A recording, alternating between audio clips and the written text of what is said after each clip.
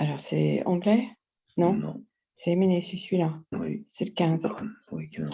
Okay. Okay, a second, and then nouveau partage. Après, c'est anglais. Non, c'est le gros. Nabisco. Non, c'est pas ça. M&A, le gros M&A. Alors, c'est... Ça, c'est 109, c'est le premier. M&A. M&A. Do you have M&A? Non. Là, chị gửi cho. 109, c'est quoi ça? 109, c'est le syllabus. Ça, c'est quoi? Nabisco. C'est après ça, c'est le dernier. Ça, c'est mode de comptabilité. Alors. Ça, c'est une troisième. J'en ai entre les deux. C'est le 15, alors? Oui, il y a le 15, mais il y en a encore un autre. Date en anglais. Nabisco. Il y en avait 4 en tout. Alors, il est là, M&A, le voilà, c'est 109. Oui. Ok. C'est le 109, c'est ça? Oui, oui, c'est 109. Alors, où est-ce qu'il est le 109?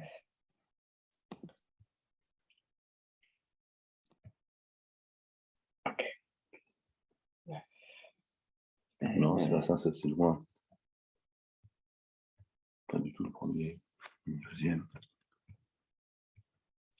Ah, c'est déjà ce qu'on a mis. Rond, là.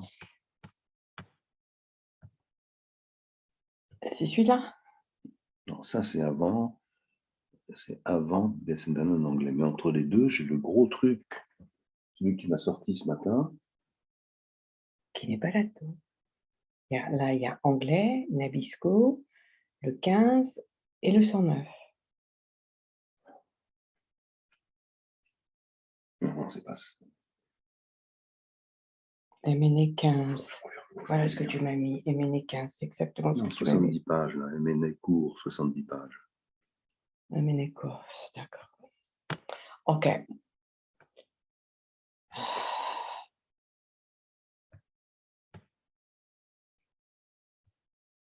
On l'a perdu quelque part, celui-là. M&A court.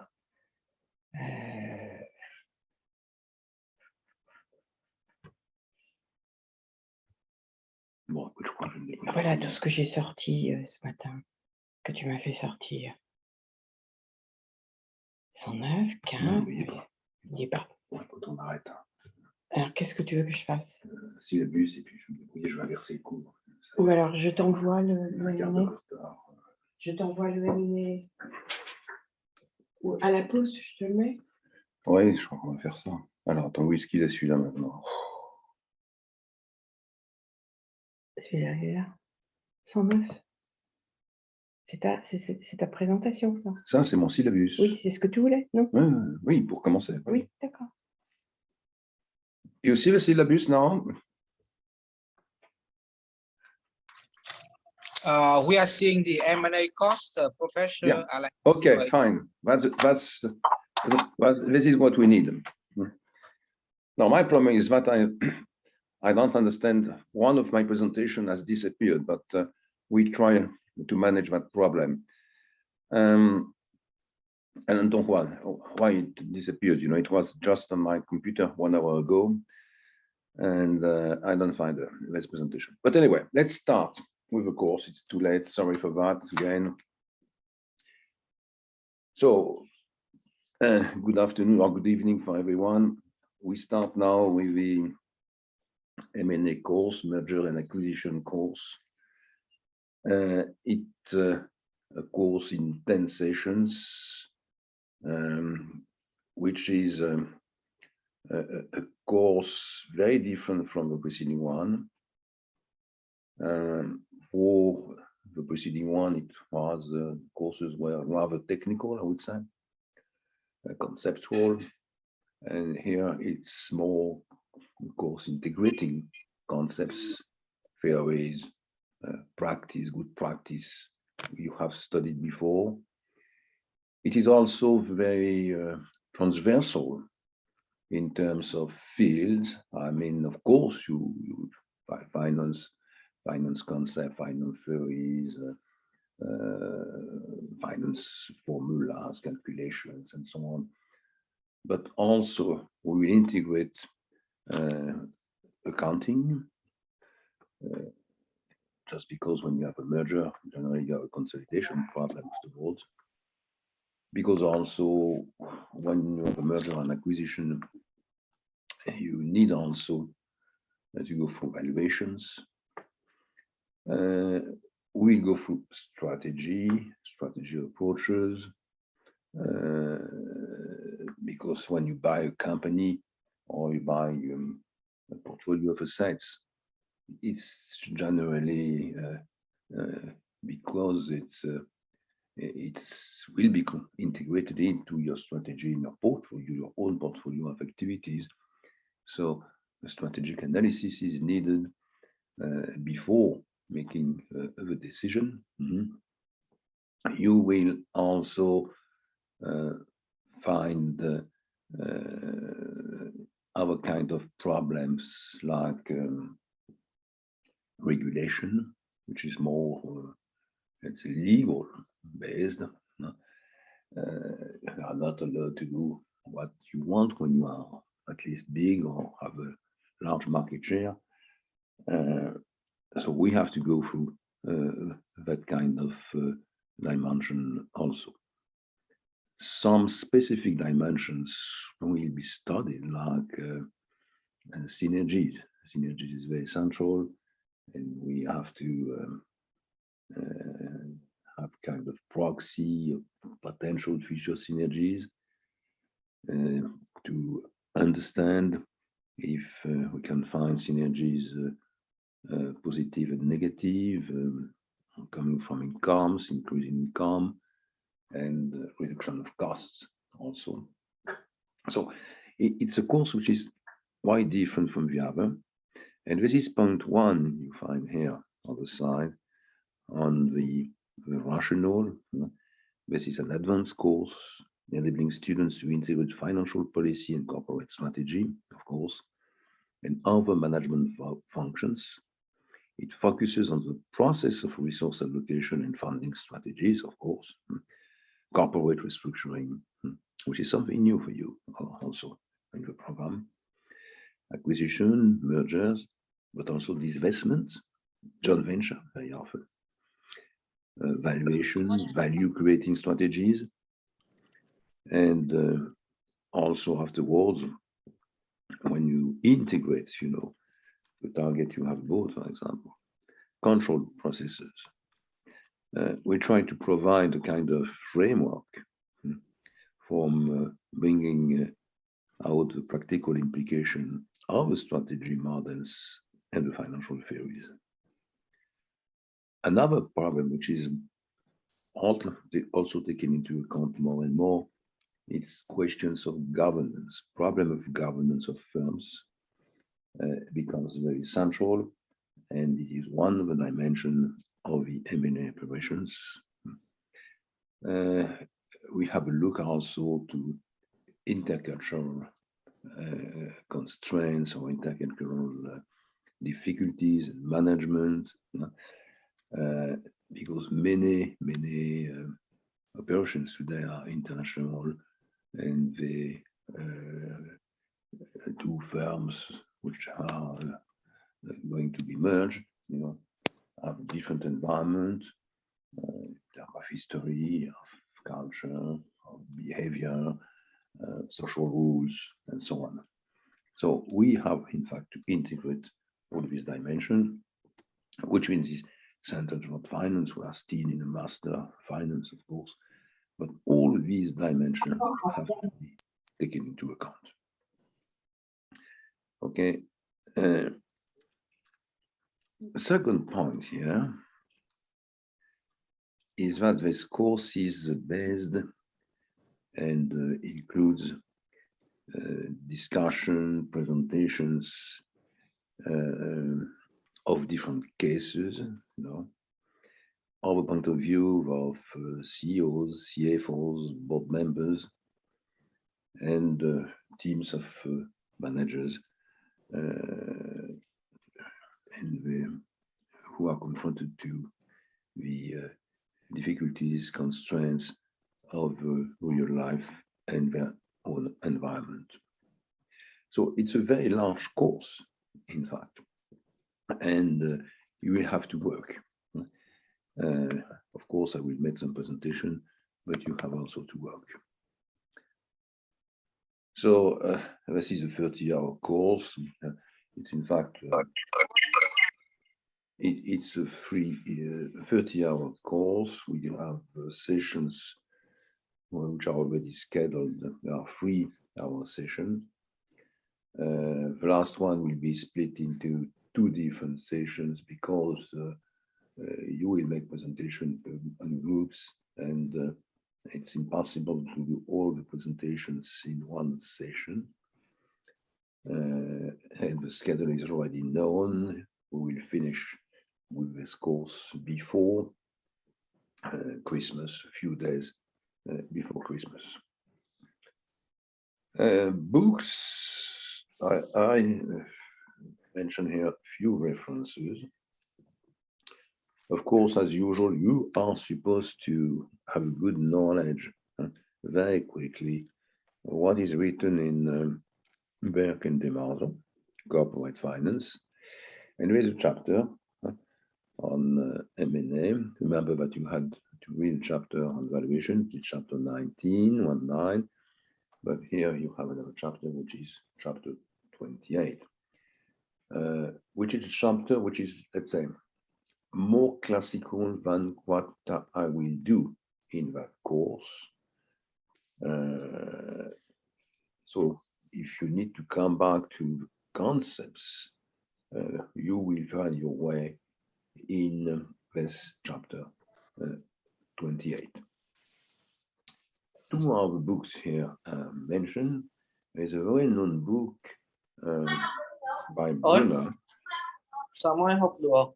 Nhưng mà em sẽ tổng kết báo cáo tối nay. It's a book. Ngày mai 7 giờ em phải gửi báo cáo cho. Oh, please.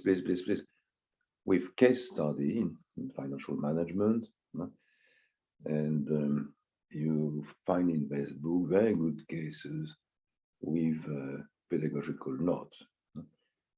And the other one is the book published and prepared by McKinsey, by Copeland, Keller, and Marine on measuring and managing the value of companies, which is particularly useful and oriented towards the values and measurement at the time of mergers and acquisition. Last line here is what journalists shouldn't like to know very early in the course. This is how to obtain a good grade. The grading system here is only case analysis and presentation of cases. Okay, there is no final exam. You had regularly final exams, you know. I think for that kind of corporate finance course, it's enough. Now it will be mainly through case studies, presentations, and this is one of the cases, you know,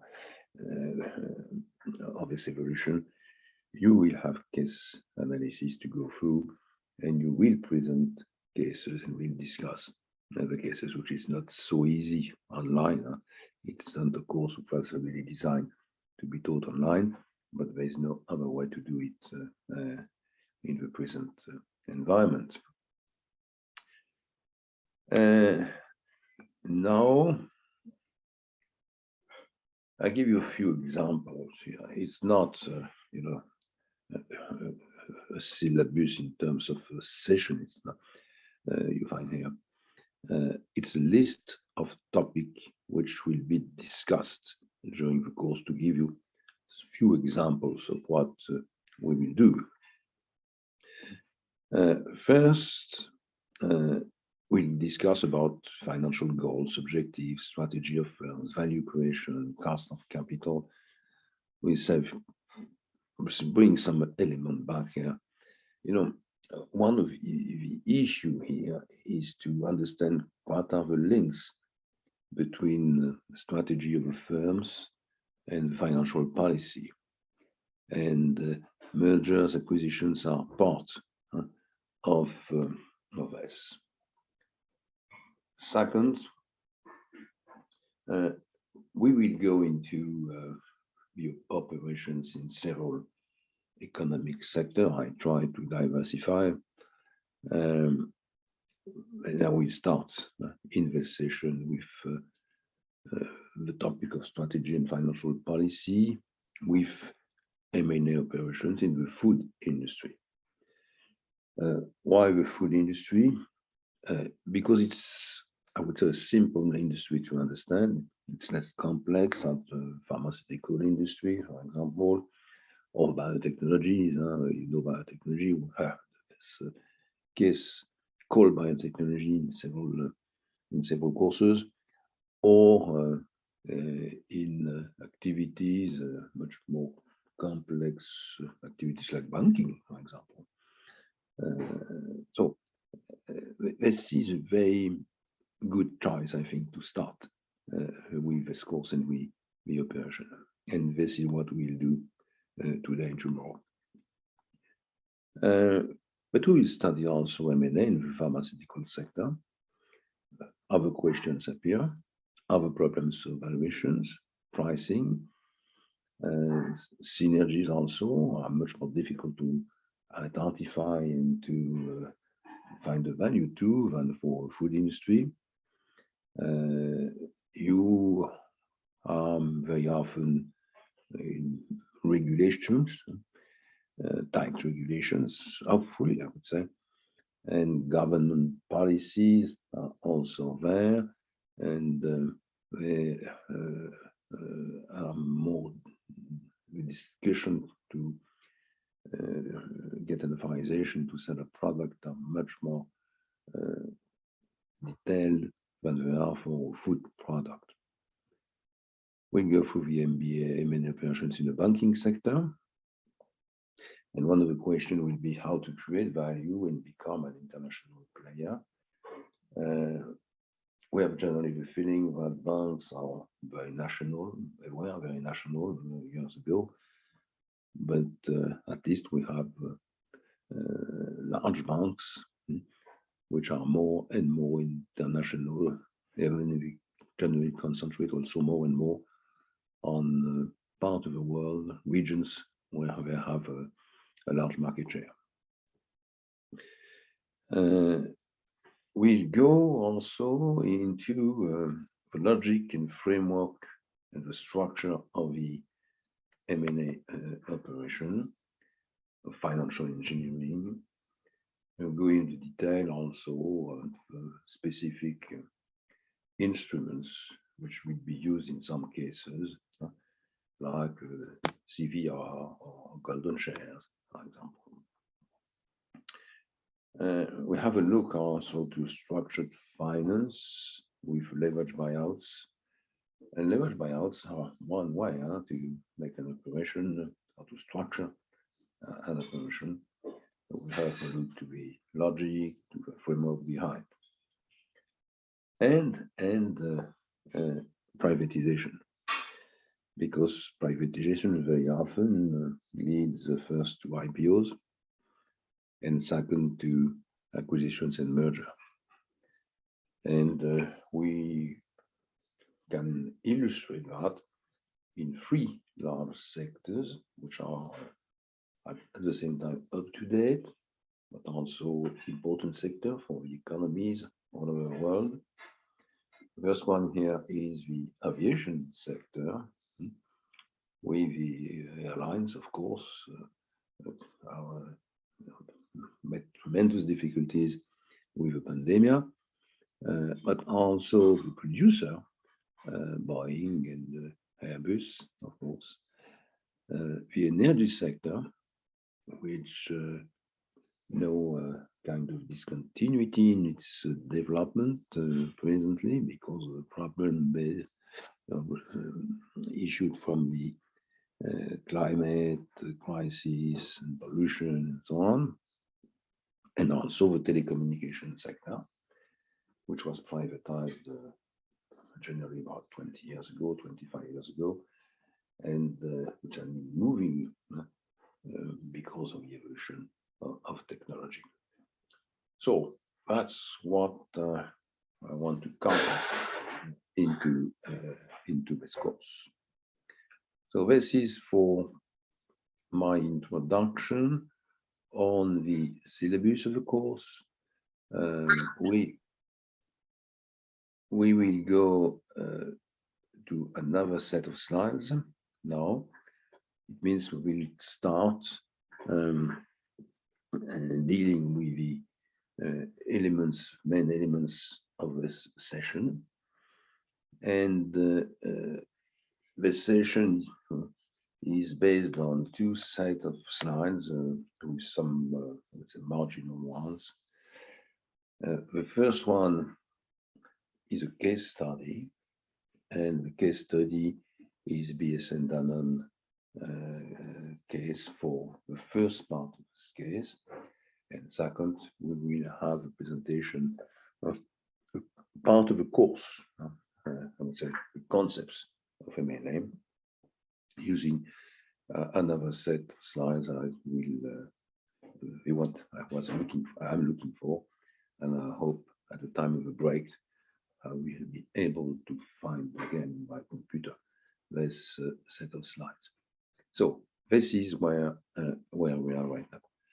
So now I start with the BSN Danone case, and I hope I will find it. It is MABF 15, which is here to start with. So I hope you see my new slides. My new slides are called BSN Danone M&A, and you have 3 points, 1, 2, 3, and 3 is divided into sub-points A and B. You see that? I cannot see it. You cannot see it. There's nothing on the screen? It's still the same slide with the syllabus. Oh, what's happened?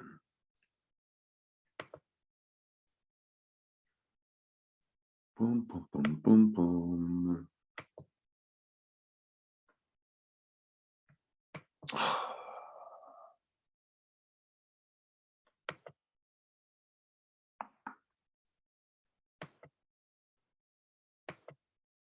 And now,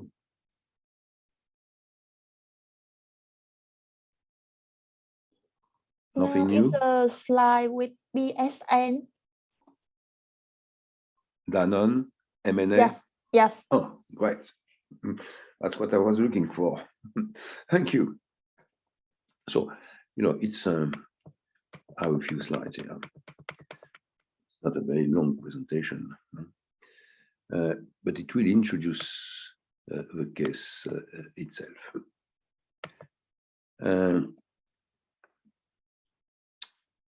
So the case, we will have here is a case in the food industry of a group, which is called today Danone. Was the name of this group was BSN up to 1995, from its creation in 1966. But it is the same group, same kind of shareholders. It's a French-based group, very international, listed on the French market, but listed also on other markets like London, Frankfurt, for example, in Europe, but also in the US, in New York City. So this is a large international group in the food industry. Now, I will come back to the story of the case itself. We have several questions I want to introduce here before moving further. With BSN Danone, we'll deal about the debt policy. The first point I want to try to mention is how to optimize the debt equity ratio. And you will see that it is very central for many firms working on acquisition. of course, if you go back to your textbook, you will understand, or you understand, that we try to maximize the portfolio of investment, and to maximize the portfolio of investment, in fact, we try to maximize the net present value of the cash flows produced, I would say, by this investment. And we know that to do that, we have to discount these cash flows, which is using the weighted average cost of capital. And that, of course, if we're able to minimize the weighted average cost of capital, taking into account that the other elements of cash flows are managed and calculated another way, you find the best solution. So WACC optimization, which means, in fact, WACC minimization, is very central. The question behind here is, of course,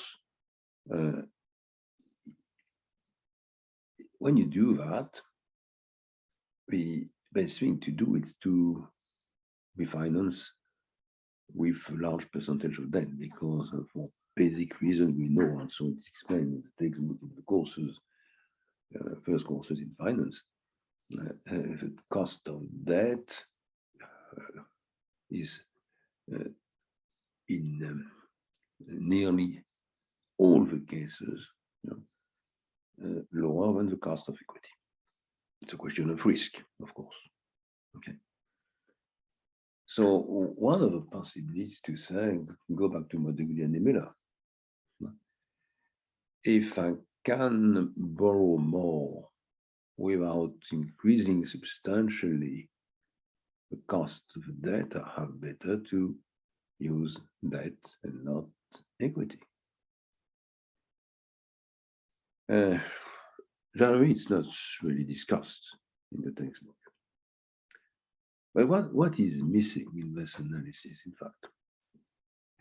What is missing is the time horizon.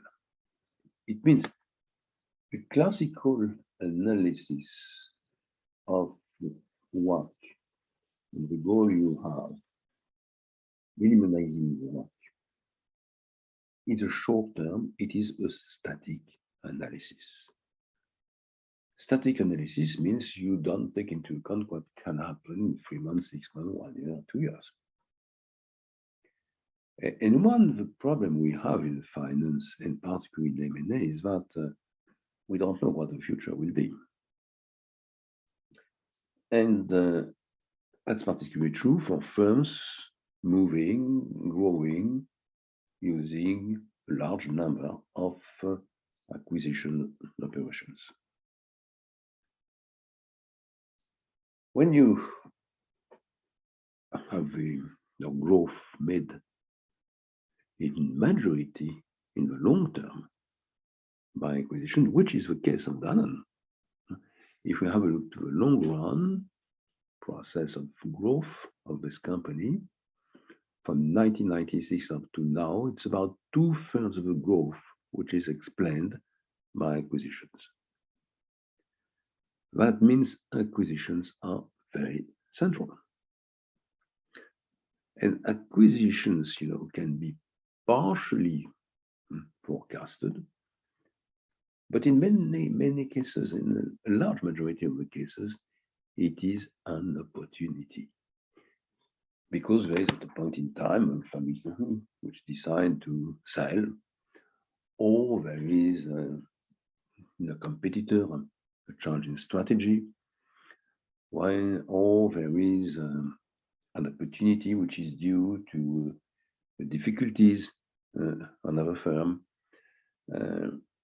It's very difficult, to anticipate that. It doesn't mean we don't try to anticipate. I will explain you how we work about. You understand that I've been working for years with Danone and before with Lazare Bank, and we try to do that. But we don't have any kind of real model to do that. So the best way to do is to be ready to finance any kind of operation which will be available and negotiated and decided. That means you get a need for what we call flexibility. You see my point one, we have 2 points, work optimization, and the second one is high flexibility level, which means the capacity to finance any new investment or acquisition project. And the question is how to do that. And you know that if you are listed in the market and you need to finance your new acquisition quickly, you need cash. It's difficult to launch in several days or even 2 or 3 weeks an equity issue. So that means that generally you need to keep some kind of what we call debt capacity and to secure, to be sure that if you need this debt capacity, you will be able to use it. High flexibility level. You found the flexibility concept presented in a few textbooks, but not in the largest one, best one like Burke and Demarzo or Budemeyers. And generally, it's a very limited number of pages. You know, academics don't use very much this concept because the concept, in fact, is quite poor. We don't have any real model behind. But this is how it works. When you want to optimize also and to use this debt equity ratio, you need to have a risk and a rating target. Why? Because, of course, the cost of your debt is connected to the level of your risk and rating if you get a rating.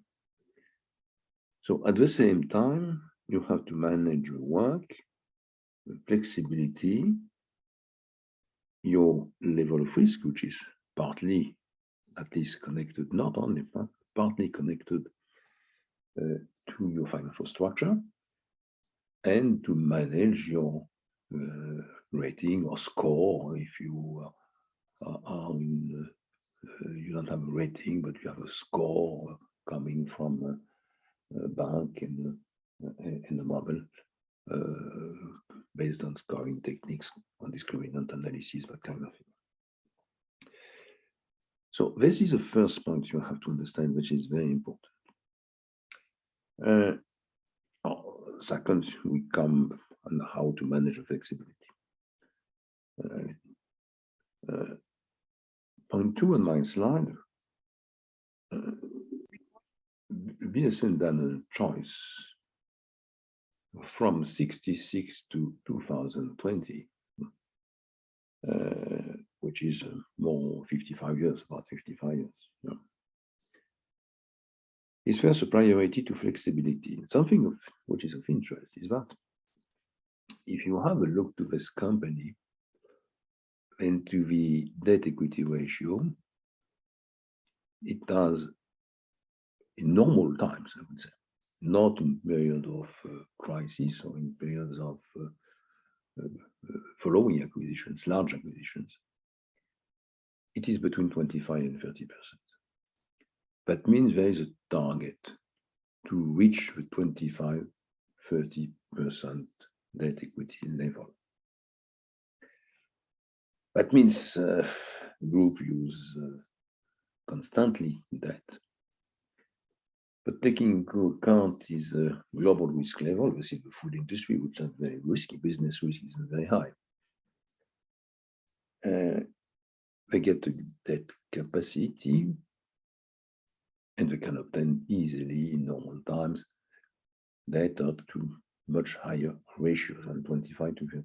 But keep that, it's a kind of possibility to use higher level of debts to finance acquisition. So how do you do that? You have three main problems. First one is to follow your target, to reach your target. Normal times debt equity ratio 25 to 30%. But it's not because you have debt capacity that you are sure that in 6 months, 9 months, 1 year, 2 years, you will obtain easily the issuing new debt, whatever they are, the bank, through banks or straight debt on the market, you will find the necessary cash. So you need some kind of protection, insurance system, hedging policy. That means you need to hedge liquidity risk. And this is a liquidity risk. You need this liquidity when it is needed. So if the markets, for one reason or another, of the banks are in 1 year in difficulties and cannot or don't want to lend you new debt, new cash, you will be in a mess. So you need to transfer the risk of liquidity to other partners. So what do? We sign contracts with the banks. So we negotiate contracts with banks, which are medium-term contracts. It's something generally between 2 and 4 years, with higher months, and it's like a credit line, in fact. It's not compulsory to use it, but it is open, and you can use it when it is needed. The only constraint is to pay back the amount you use by the end of the contract. Generally, you know what's happened is that at the maturity, you get another contract immediately. Okay. So in financial terms, what do? You get an option, and you get a call on the bank, and you have to pay for the call. Of course, there is no free call. You have to pay for the call, and even if you don't use it, you never use it. Sometimes you don't use it because there is no opportunity during the next 3 years. And if you use it partially, it's generally, and we come back in details on that, it's generally with a calculation of cost, which is daily calculation with 2 parts. The first one is part of the cost of the option. Cost of the option price, essentially, is split into pieces. It calculates, in fact, the price of the option on a daily basis. And the option is, of course, paid only for the amount you can borrow, which could be the total level of a line, which could be part of a line if you have already used part of it. So if you are very careful and you see what's happened for players scheduling potential acquisitions, you will find a portfolio, in fact, of option contracts which has been signed with different banks and with all of them to get the necessary debt when it is needed. This is flexibility, and this is how to hedge this liquidity risk. So you understand that in the short run, at least, a company like BSN Danone has a WACC which is higher than the optimal potential WACC. So if you have a look only at the position today, you will say it's completely stupid. They will have better to use more debt to decrease their WACC, that will increase the value of a company. But they don't do that because they are forecasting new acquisitions in the months and the years to come, and they want to keep the debt capacity available, and to be sure that they can use the capacity when it is needed. They have signed several contracts with different banks to transfer to these banks the liquidity risk. This is what we call, if you have a look to what happened in the market, what we call a multiple option facility. Multiple option facility. And of course, to do that, they have also to keep in line with the regulators and the rating agencies constraints. So that's debt policy management, and it's very, very basic, and you have to understand that. Now, we talk about M&A. It's very popular today. It's up to date.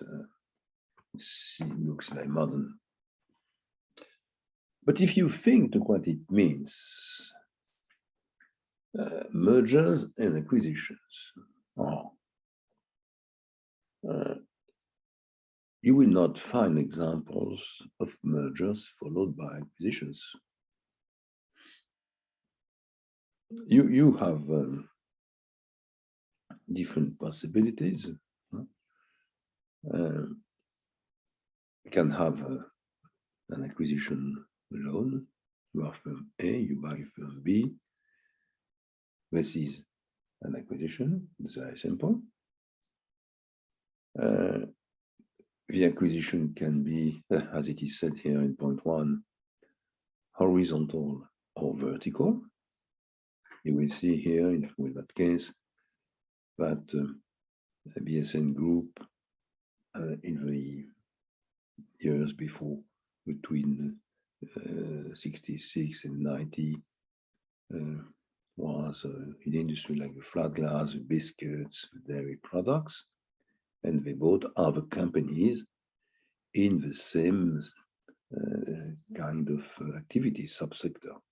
They bought flat glass company, biscuit company, dairy product company. And this is what we call horizontal acquisitions. Same level, same kind of business. But it can be vertical also. And we have a good example here. They are glass producer, flat glass, but they produce also bottles.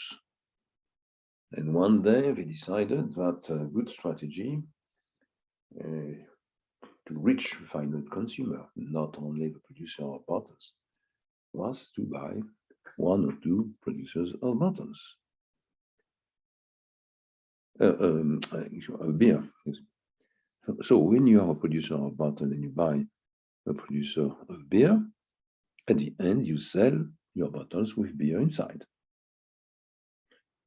And this is a vertical integration, vertical acquisition. So we have two main categories of acquisition, two main types of acquisition, vertical and horizontal. And you will see here, in that case, that we find both categories of acquisition. Second, if we talk about acquisitions, acquisition can be friendly or hostile. Hostile acquisition, you decide to launch, take up a bid on one of your competitors. You don't try to negotiate with him. You make a proposal on the market generally to shareholders of the target to buy their shares at a price, which is already published with the offer. This is a hostile offer. So we'll give some example, of course, of hostile offer. But here in that case, we will find hostile offer in the biscuit industry, general biscuits, and in the water supply with Volvic. But you can have also friendly negotiated offer. You are the CEO of Danone and you give a call to the CEO of Evian. Evian is water. And you sit around the table and you negotiate, and at the end you find an agreement, you sign a contract. This is a friendly acquisition. This was done also in the beer industry. Vertical operation I mentioned a few minutes ago, they were a friendly acquisition. Now, many Danone firms also, you understand the story, were bought back using negotiation. So friendly, hostile. What you will find also, and this is not really the case here, but we have a good example in pharmaceutical industry. I will go through. It is an offer, a bid first, which is hostile. And after a few months, of course, the board of the target says, no, we are not interested. It's not good for the company. It's not good for our shareholders. But after a few months of negotiation, they reach an agreement. That means a hostile offer in the first step can be turned in the second step into a friendly offer. We see the example of Sanofi, which is one of the largest pharmaceutical companies in the world, which is in Vietnam. They have done that several times, and we study one of the acquisitions they have done, which is acquisition of another firm, which is a French-German company called Aventis. It was hostile.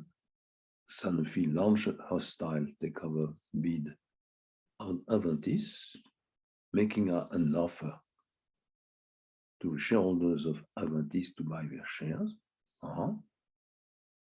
The board of Aventis says no. The weeks after started a legal battle, a communication battle. There was, we show that, another company coming in, Novartis, a Swiss group. But after several months, there was an agreement, and they signed the contract after sitting around the table. So the hostile offer became a friendly offer. That's two main elements on the acquisition. What kind of acquisition do we have, horizontal and vertical? How can we characterize also the offer in terms of hostility, battle, negotiation, agreement, hostile and friendly acquisition? The third point here is also on the merger now. We are talking about acquisition. Don't be confused. An acquisition is not a merger. And a merger is generally not followed by an acquisition. The first possibility which occurs, it's total merger. You have two companies, A and B, they negotiate and they decide to merge. It's not an acquisition, it's a merger between the two companies. And in that case, it's generally a total merger. Anyway, we can have a total merger after an acquisition. Sanofi bought Aventis. With two offers, they bought 100% of shares. And we decided to merge the two groups, which is quite complicated because, you know, these companies had more than 100 subsidiaries each. That means in every country, for example, they had to merge the local subsidiaries. It's not only the merger of the head of a group, which is generally a holding company. So total merger is something very common, but it is coming after an acquisition or directly if there is no acquisition, but just an agreement between the two groups of shareholders and management teams of two companies. You can have also operations of acquisition without merger. For example, you see that when BSN Danone bought Evian, which is a firm which is running different springs, and particularly the spring of Evian, which is very well known, number one in Europe. They bought the firm. It means they bought 100% of the shares of that company to their shareholders. But they never merged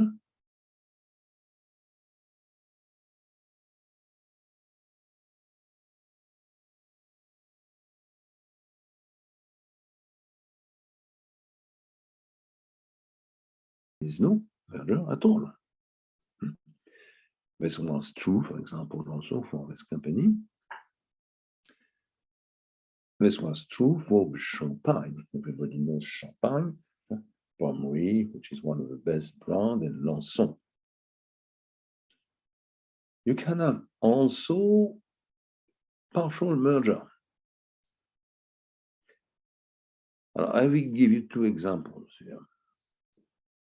The first one for BSN Danone, they bought a company, which I mentioned already, which is General Biscuit, but General Biscuits, or Biscuit, not General Biscuit in English, is a group of company.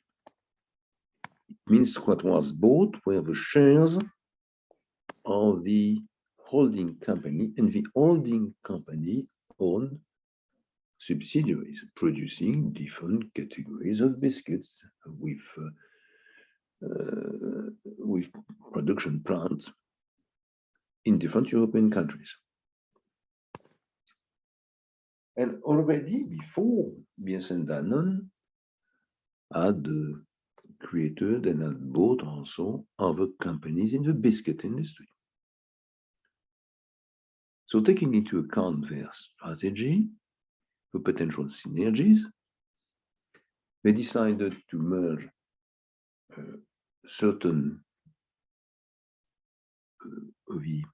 some of their past subsidiaries and some of the new ones together.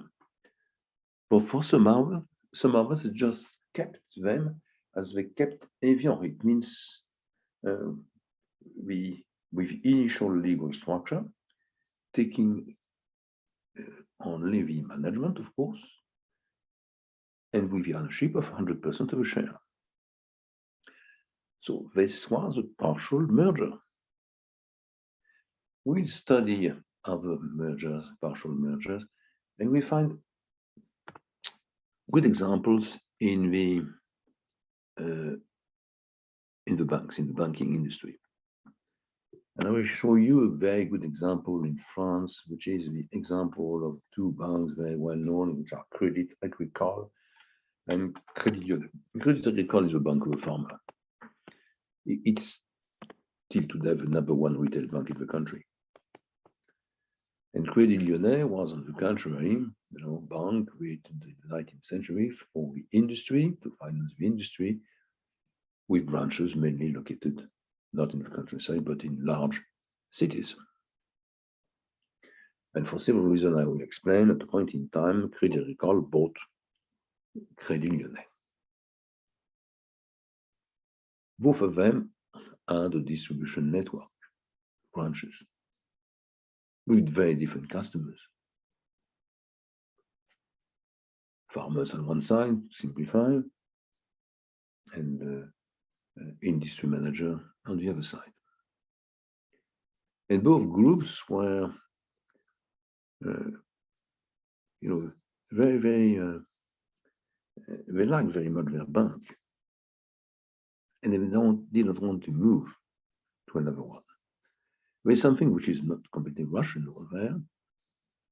But if you say to the managers of industry who were customers of Credit Union, now you are the customers of a bank run by the farmers, the expectation was probably the new group will have lost a large number of these customers, and they were the best customers. So it was decided, not to have any risk of loss of customer, to keep two separate retail activities with two different networks, two different distribution networks. Credit Agricole on one hand, and on the other one, Credit Union. But for all the other activities, what we call investment banks, for example, commercial and real estate, asset management, all markets, sophisticated operation, international operation, it was decided to merge. So this was 100% acquisition of Credit Union by Credit Agricole, but after that, there was a partial merger, no merger at all for the retail bank, and a complete merger for the other activities. And you understand, it's not the main arguments to decide is mainly for retail bank, the relation with customers, the portfolio of customers, how do they accept or not these acquisition and the merger? And it was supposed that they will not, or at least part of them, will not accept it. For the other activities, it was mainly the main argument to merge was synergies, size, economies of scales, particularly for market-based operations. So this was, I did that in order it is more clear for you, and we'll come back several times on that. But be very careful. In fact, there is no mergers and acquisitions. You can say acquisition and mergers if you like. You can say acquisitions. You can say mergers alone. You can say acquisition followed by partial merger. But the two words, main M&A, which are generally used, they are wrong. This is not true. This is not how it works. Okay. What are the means of payment we can use? And with different cases, we have all these examples, and perhaps you are familiar to some of the concepts which are here, because we have seen some concepts. You will see that we have several possibilities of payments, means of payments, several possibilities. The first one, the more classical one, is cash payment. Cash payment. Okay. You buy another company. You're A, you buy B. Simple solution. It's a friendly negotiated offer. You agree on the price, 100 euros per share, and you pay the 100 euros in cash. This is the most simple one. We'll see the consequences later. The second possibility is the payments in shares. Payments in shares. That means your proposal is not, as you are the buyer A, to pay the shareholder of B in cash, but against their shares to give them your part of your shares. There is a question which is value again, which it's summarized into what you call parity, how many shares of the buyer for one share of a seller. And of course, we have a question behind this, I will come back on several times.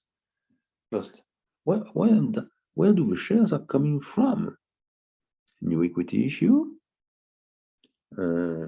shares which were available on the market and were bought back by the buyer. Part of the shares of the original shareholders. And you understand that the consequences in terms of balance sheet cash position for the buyer, but also in terms of dilution of wealth and dilution of control, will be different. So this is, of course, much more complex to estimate the pros and cons than for cash payment. You can have also other means of payment, and you will see that one of the proposals we meet with Base and Allen case is convertible bonds. Again, if you are firm A, you buy firm B, you have to make a proposal to the shareholders of B, of course. You can propose cash shares, but any other kind of asset can make a proposal in convertible bonds, which is always very complex. When you go into details of courses and very advanced courses, you are become familiar with price calculation, which is already difficult for convertible bonds. Convertible bond is a bond plus a call, at least a call, several times, several calls and even put. But in the simple way, simple structure, it is a bond plus a call. So that means the model for convertible bonds are much more complex than for classical straight bonds or even for equity. But you can do that. And there is some pros and some cons, and we will study that in the BS and Allen case very soon. And last, and this is very common today, at least for large operation, you have mixed payments. It means the proposal is not only cash, only shares, only bonds, convertible bonds.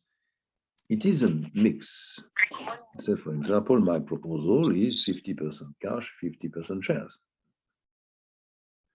Or, which is more complex, you leave to the shareholders of the target a choice. And the choice, you will see the choice, for example, in the Sanofi operation I already mentioned. The choice could be A, proposal A, you can be paid in cash. This is the price, in euros or in dollars.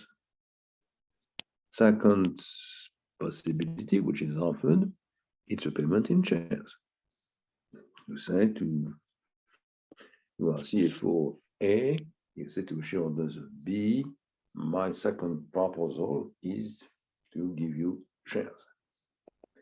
And you can have a third one, which is, okay, if you are willing to stay with us, but you also need some cash, I can make a proposal which is a mixed proposal, mixed payment system, which means, for example, my payment will be, in that case, in this proposal, will be 50% in cash, 50% in shares.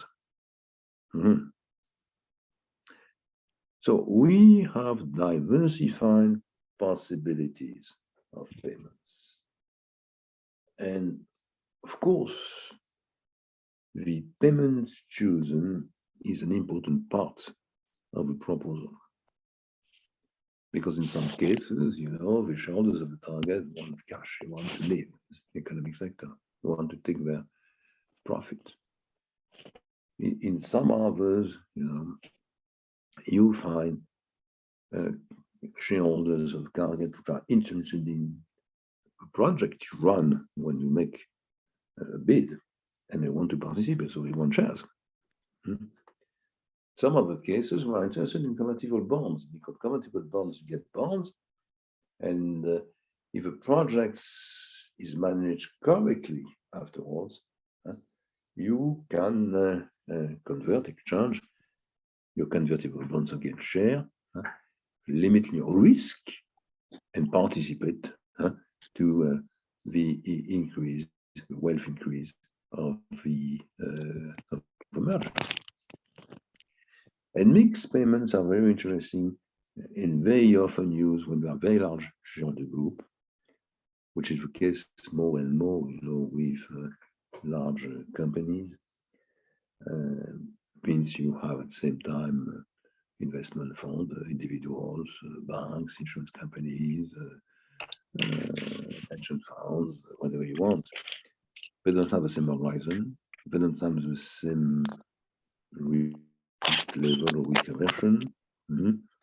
They have their own portfolio, and the shares they obtain or bonds or cash take place in this portfolio, and they reanalyze, of course, the portfolio of activities and investment. So it's not, surprising that in many cases you find shareholders of target, which for 30% they say, okay, I prefer cash. For another 40% they prefer shares, and the last part, last 30%, are interested by a specific proposal, for example, convertible bonds. So when you make several proposals and the shareholders of the target have a choice, it's a good way, it's a good argument, it's a good proposal in order to succeed in the acquisition you want to go for.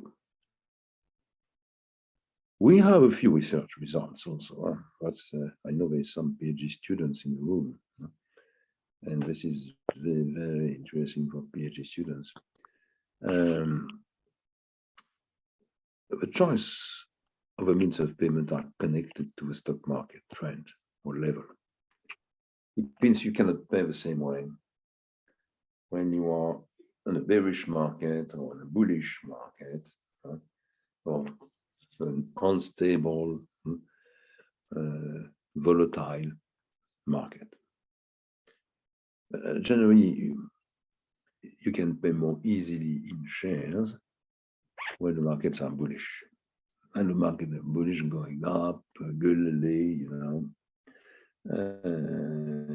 you are in a situation, shareholders of the target will buy, in fact, your project, and means that they want, let's say, to stay shareholders in your company, the company higher after. When the markets, are down, you are in the middle of a pandemic, and you make this acquisition, it's quasi impossible to pay in shares. You have to bring cash on the table. And very often markets are not really bullish, not really bearish, somewhere between, moving up, moving down, small differences and so on. And or they are even not bullish and not bearish, but more volatile. And that's the kind of situation. It's very important to design a proposal with choices. For those who want cash, those who want to stay in the project, you make a proposal with shares, and you can also make a proposal with convertible bonds, which allow better management of the risk of the shareholders of the target. The second point here is that the means of payments are connected to what we call a distance. So I hope that some of you are familiar with that, but anyway, we come back on that. There's a great offer on that. I can have a look on the internet. many articles published. He is a Dutch professor, Netherlands, and he is more international business than finance. Gert Hofstedt.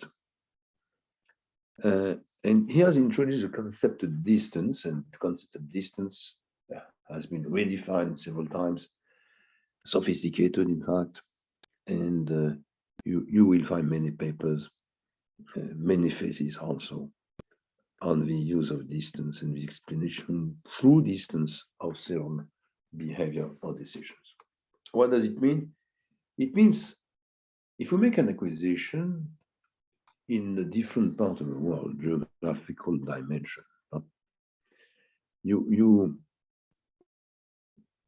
are a European firm and you want to buy a firm in Vietnam, for example, it's quite far. And with knowledge, of the European markets of Vietnamese shareholder is probably not very good. They don't call this market daily. So this distance, geographical distance, is a weakness in your offer if you want to pay in shares. You say, okay, perhaps we agree, we buy our company, but we want US dollars on the table. Huh? Not euros, dollars, huh? Because you know what the currency dong is, it's connected to the dollar. We don't want to have any risk, currency risk. And we don't want to have shares, because if we have what to do with your share? Huh? You are BS and Tannen, or you are Sanofi. What can we do with your share? You are not listed in the stock exchange in Kim City or in Hanoi. You are not even listed in Singapore or in Hong Kong. So if we want to sell back the shares after that, we have to sell them on one of the European markets or on the American market. Too complex, too costly. We don't want that. Okay. So distance, make geographical distance.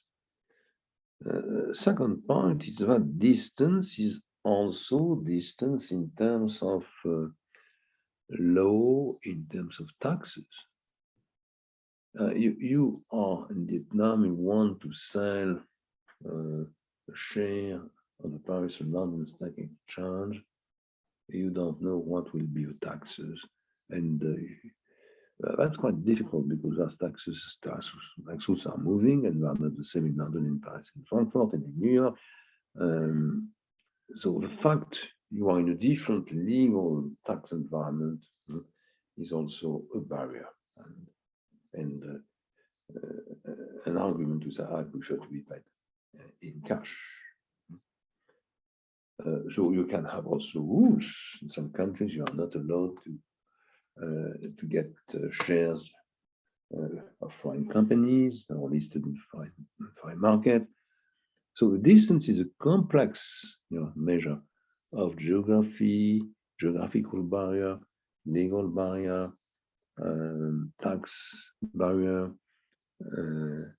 knowledge of the markets, risk aversion. So the higher the distance, anyway, the probability that the shareholder of the target want to be paid in cash is great. It means for a group like BS and Tannen, it's a group which is very well known in Europe. It's number 3 on the European market.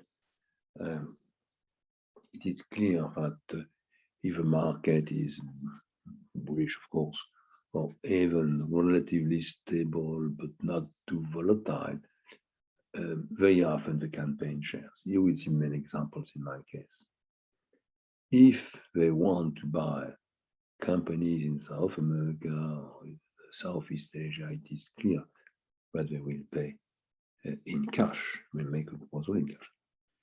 That means also that the financial consequences of an acquisition in a country which is, in terms of global distance, far from your basis, are not the same as the consequences either in the original country or neighboring country where we are well known, there is no problem of currency, the laws are nearly the same, and so on. So that means that in terms of financial resources, in terms of structure on the right side of the balance sheet, in terms of capacity to obtain new cash from your shareholder, from the bidder, the circumstances are different. More and more, when firms become international, more global, that means the distance is higher with the potential targets. That means they need more and more cash to finance their acquisitions.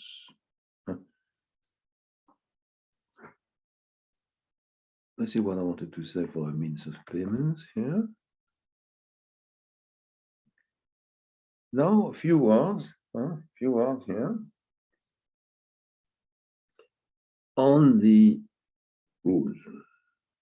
And when I say rules, it's mainly, and this is more and more important today, when there's still a debate in Europe at the time, and it was also on the table, 20 years ago.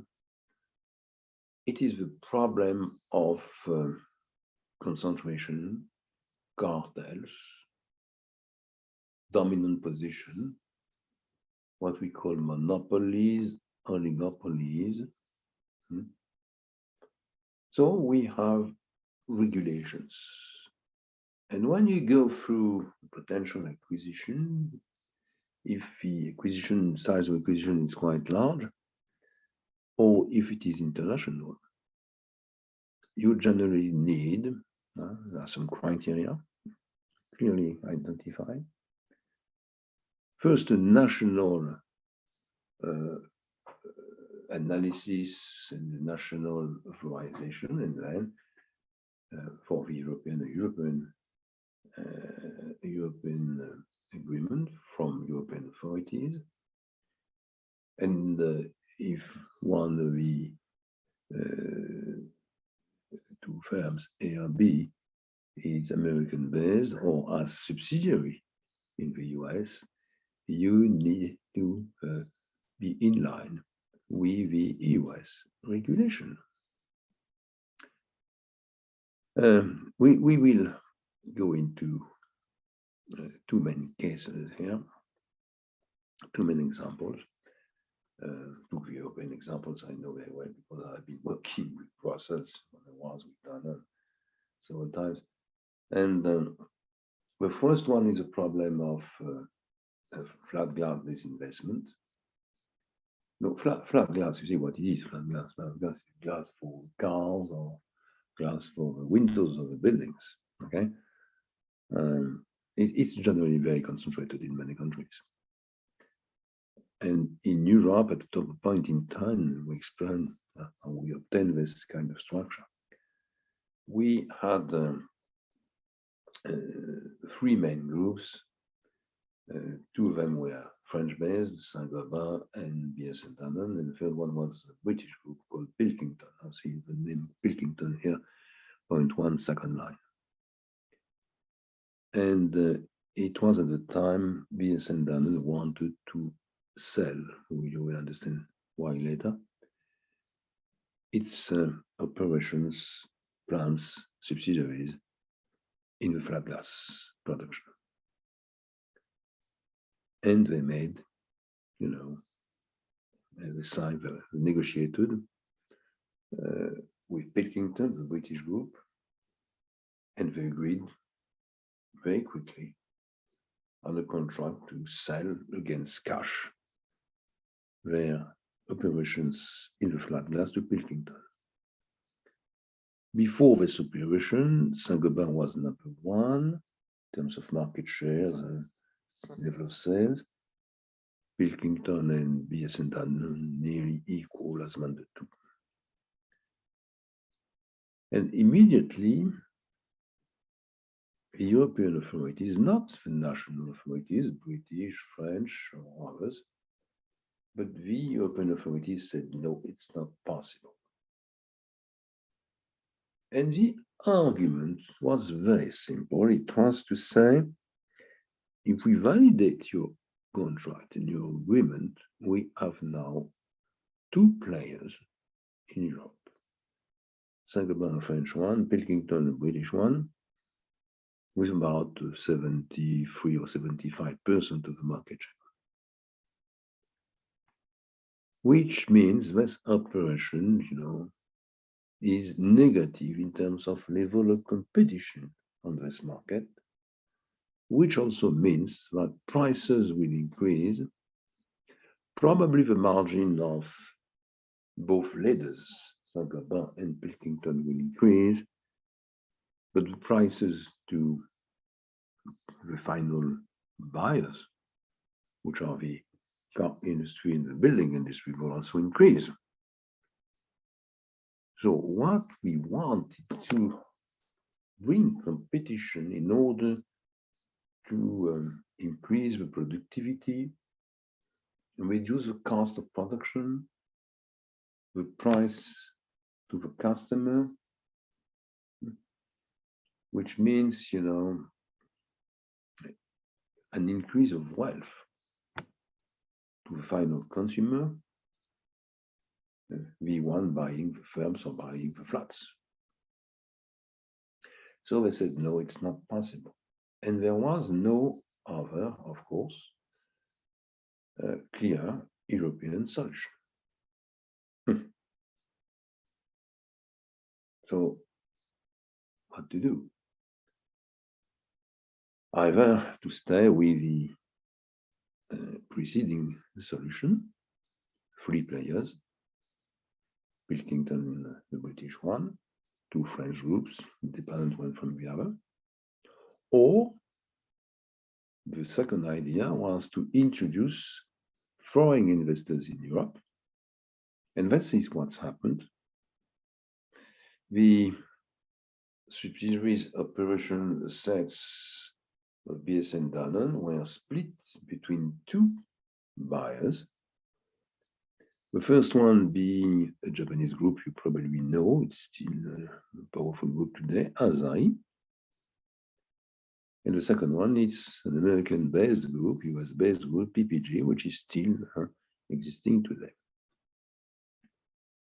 So if you analyze the deal here, what does it mean? It means that because of the regulations and competitions, market share concentration, incentives to increase the productivity, to reduce the cost and the prices, the European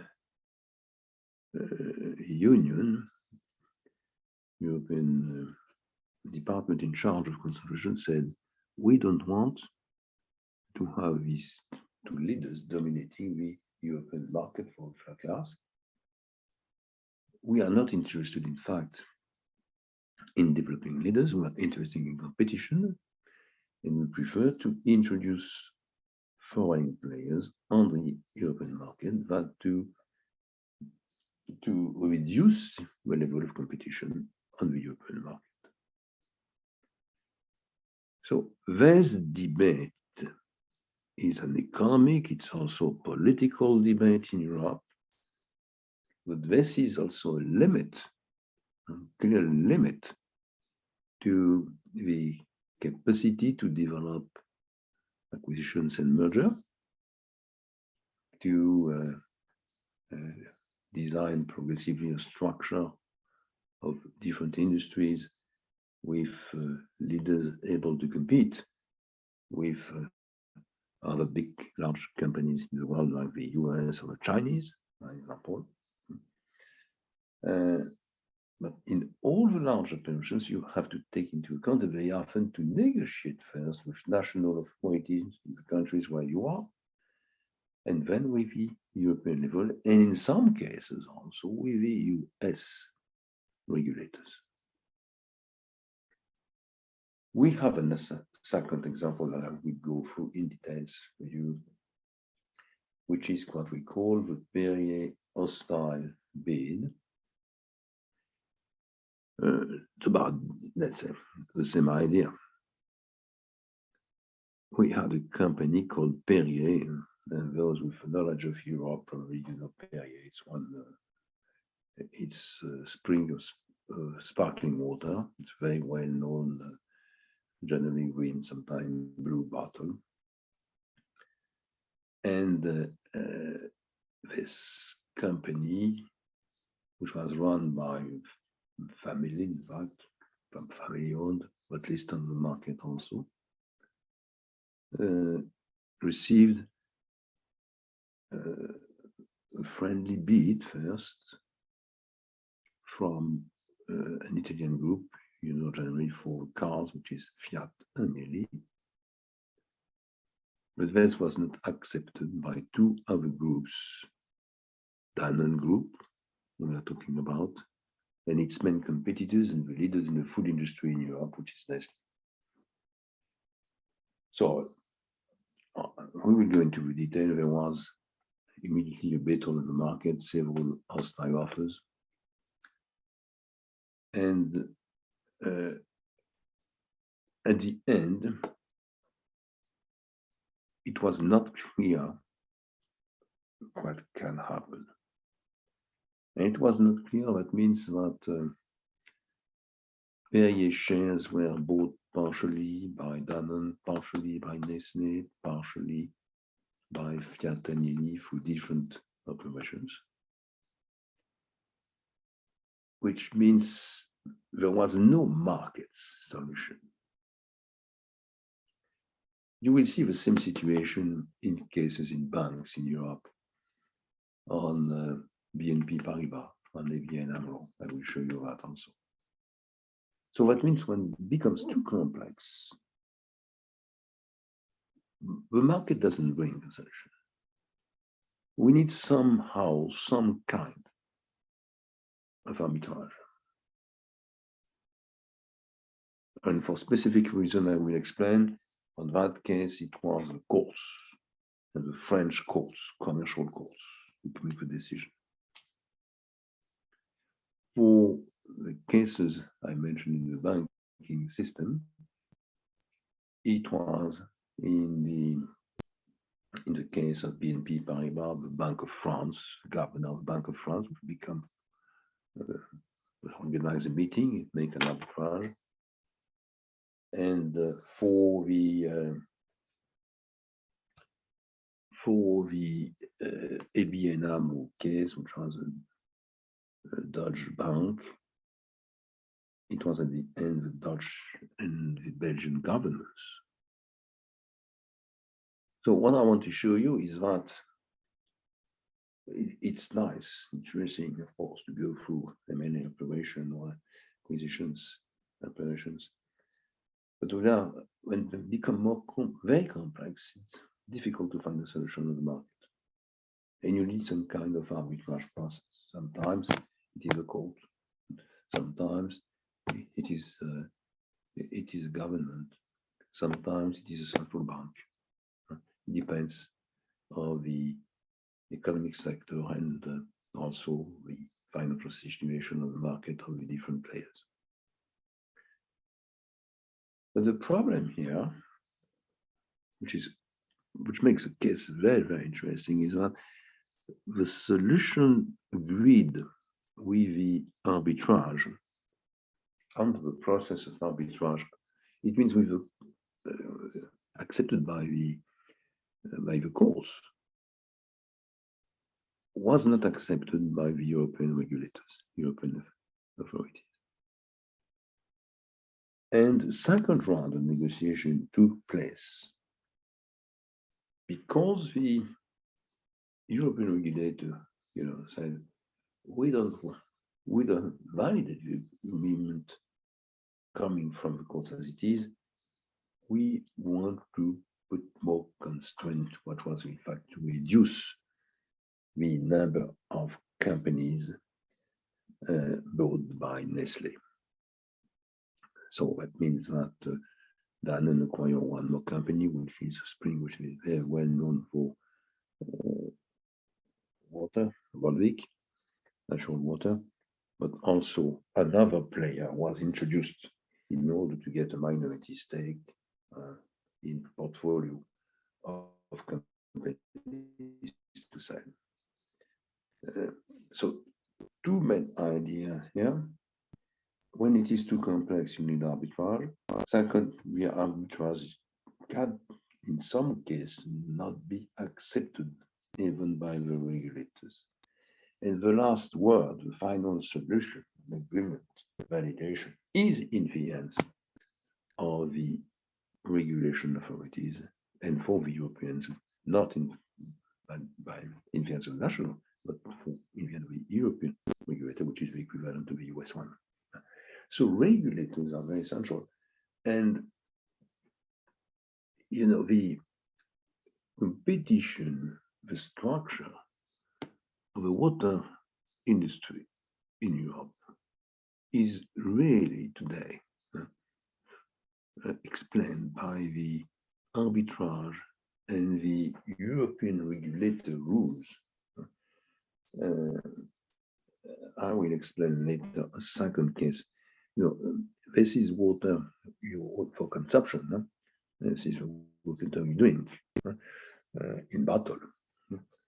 But we have at the end in Europe at the moment of another conflict and partial acquisition of a company which is called Suez by Veolia, which is, you know, the distribution of water in the cities. And they are in the Casim situation of the duopoly in France, and they are number one and number two in the European system. So we are not at the end of the process, but I will explain you where we are, what we can expect. So national European rules are very essential.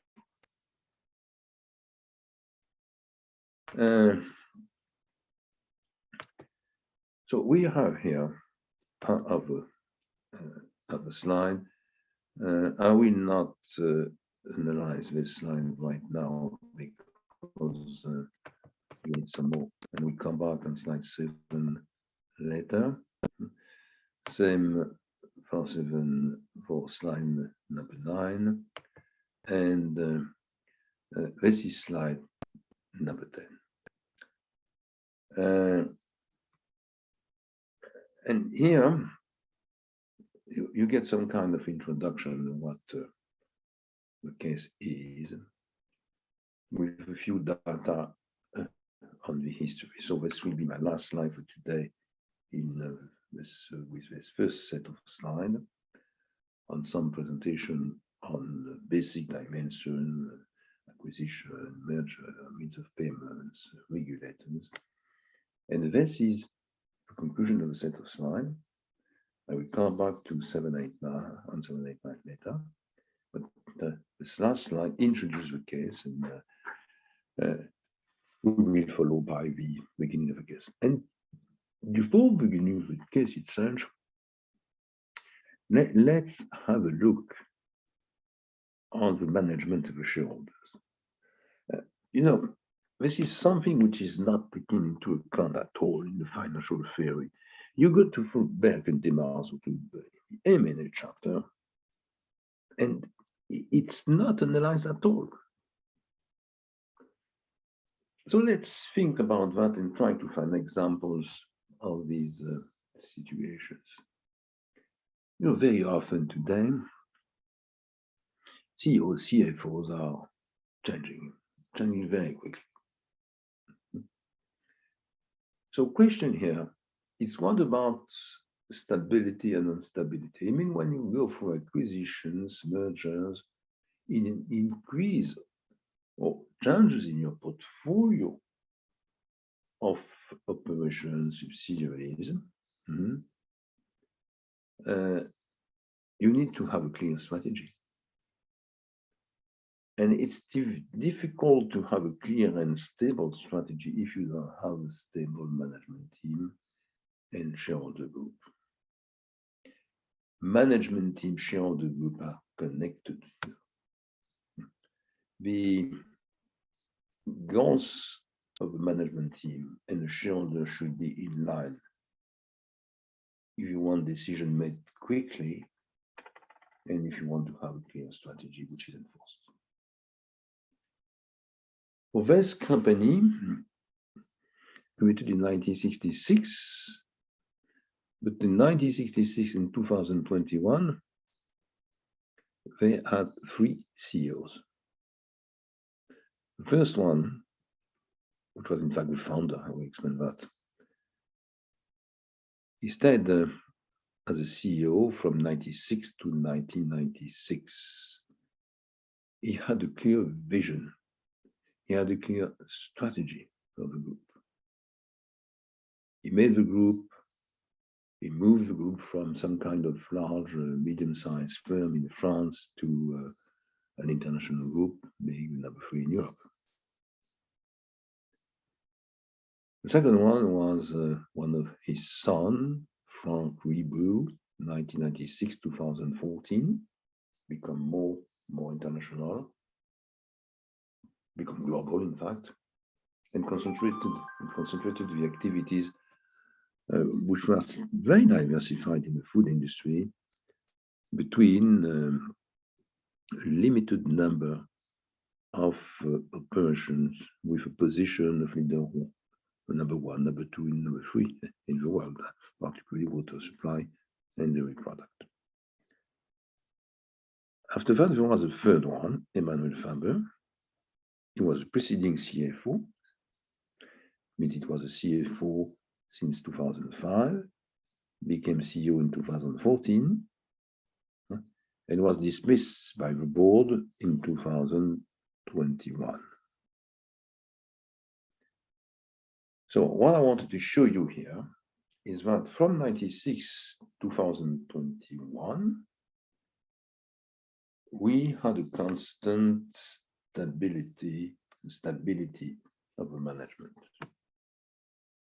It will be my last point on the case, in 2021, we are still in 2021, means a few months ago, but there was a disagreement between the board and the management team.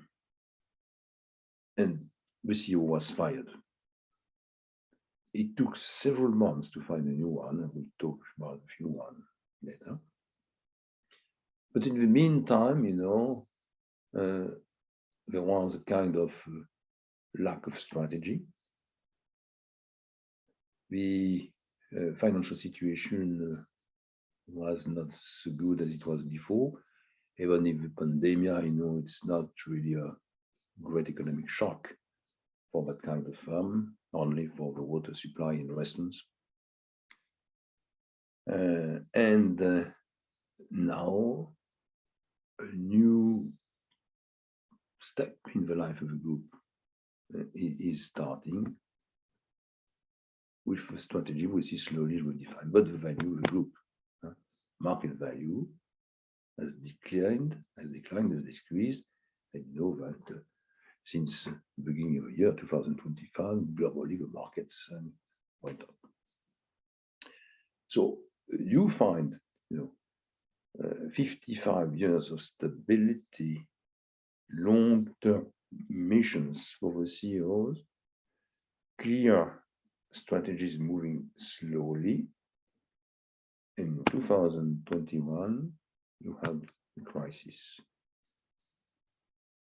New CEO, new strategy is coming, and the first consequence is decrease in value, which means, for example, it's difficult today, even with a bullish market, to make an acquisition paid in shares. So this is another constraint on the acquisition policy. Second, shareholders. The group has been made by several merger or acquisition between medium-sized owned family firms. And at the time we start, in 1966, it is just a merger, no acquisition between two firms owned by the same family after the situation of generations. So that means, by the end of the 60s, one family and few lives got control and the majority of rights of votes. But progressively, through the acquisitions, which were paid partly in shares, partly in the 60s and 70s, and after that in cash, the shareholder group became more important, and the original families lost the majority control. And in such a way that today, after restructuration of the investment of the original families, year after year, and generation after generation, we are 55 years later. It means that the original family, they get only probably about 4.5% of the shares, with double right to shares. I will explain that later. But anyway, it's a small control of the annual meeting and the shareholder group. So who are the shareholders now? If you have a look to the votes in the last annual meeting,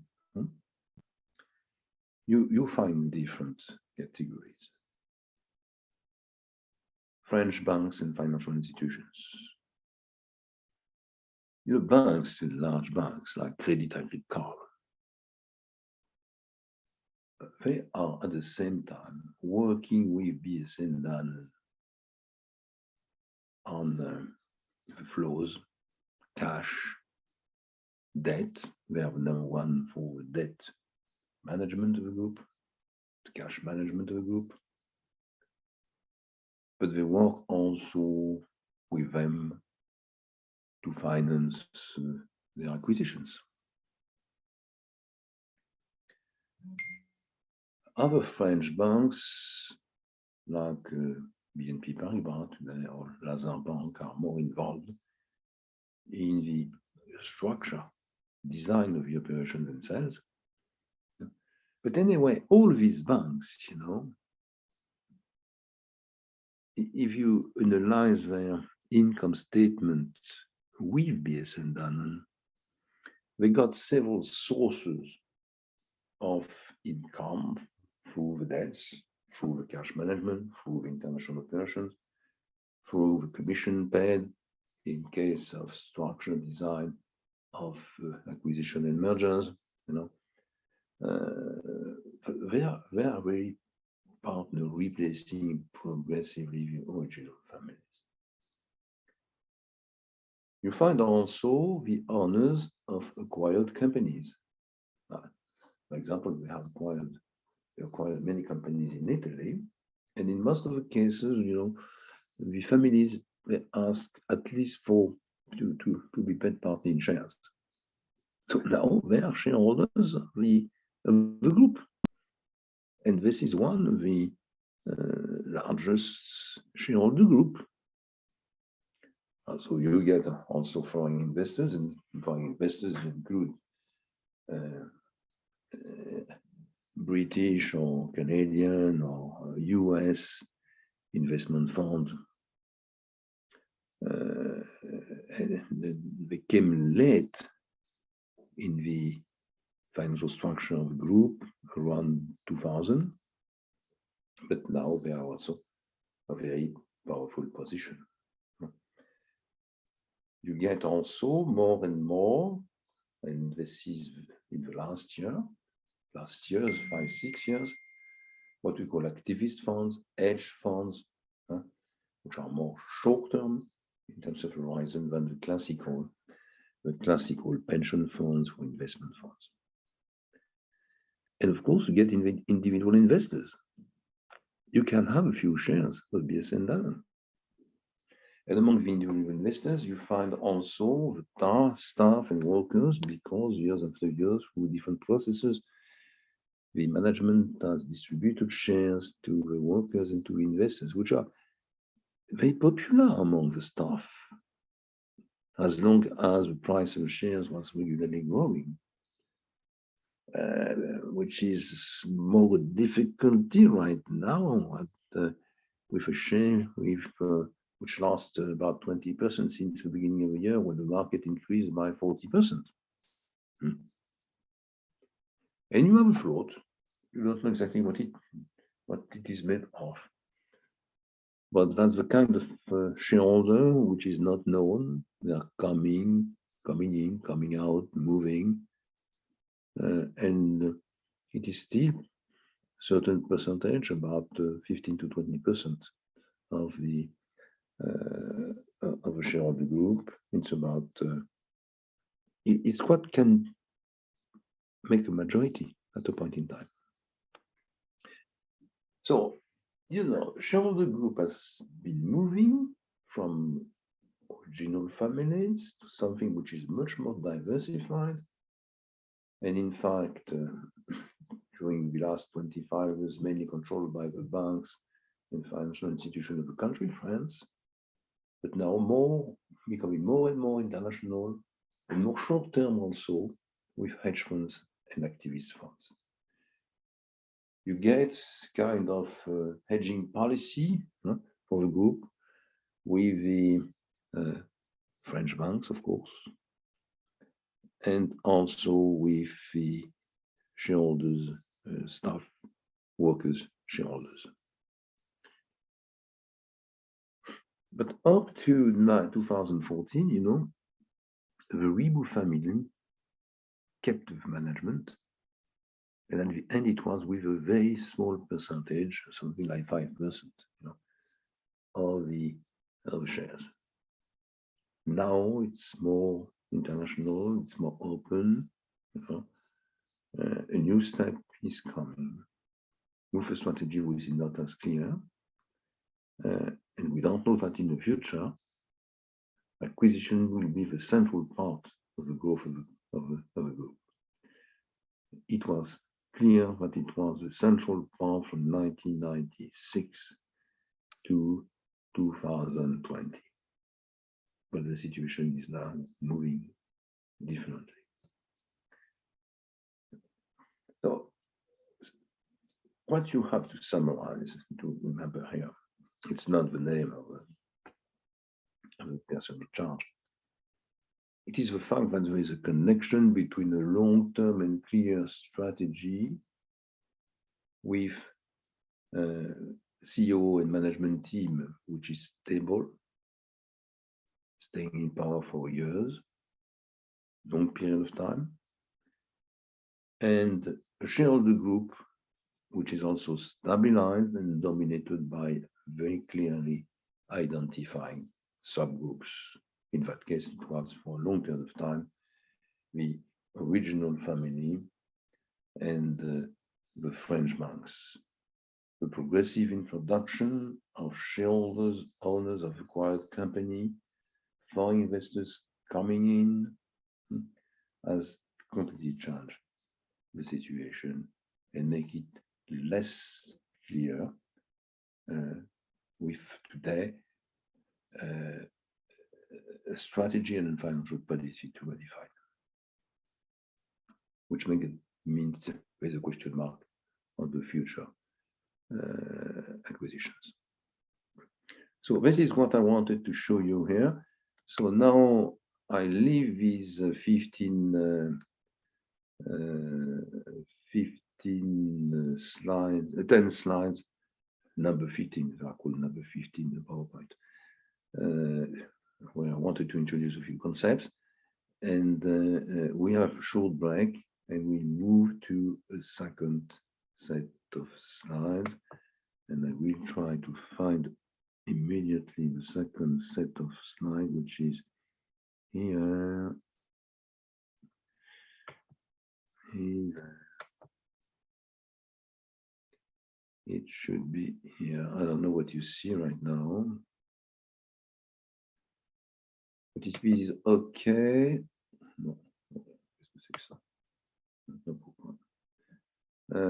It's my slides will be Danone's history explained through its financial results, 26 years to create a global company. So I hope you see that. If you don't see that, I will try to find them again.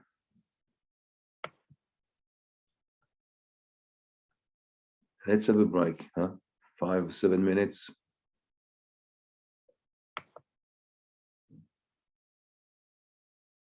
Do you see the slides done in history? Yes, no, perhaps No, we don't see it. you don't see it, so I have to find them again.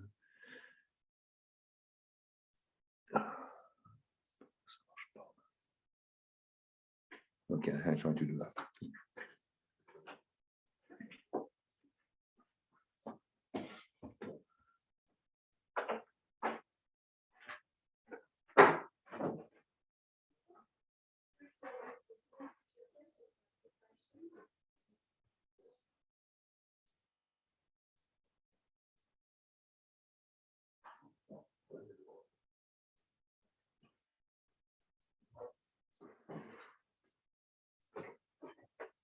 Je les mis, mais ils me disent qu'ils ne le voient pas.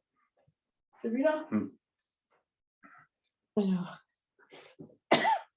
tu fais nouveau partage et tu vas sur le Danone en anglais.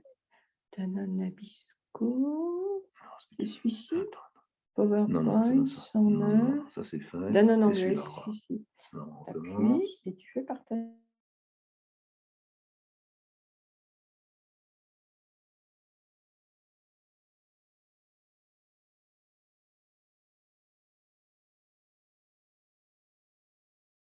Ils sont déconnectés peut-être. C'est possible qu'ils sont en train d'aller prendre un café. Ouais. Mais il est là. Normalement, il est. Bon, gère. Bon. Tu veux quelque chose? Non, ça va.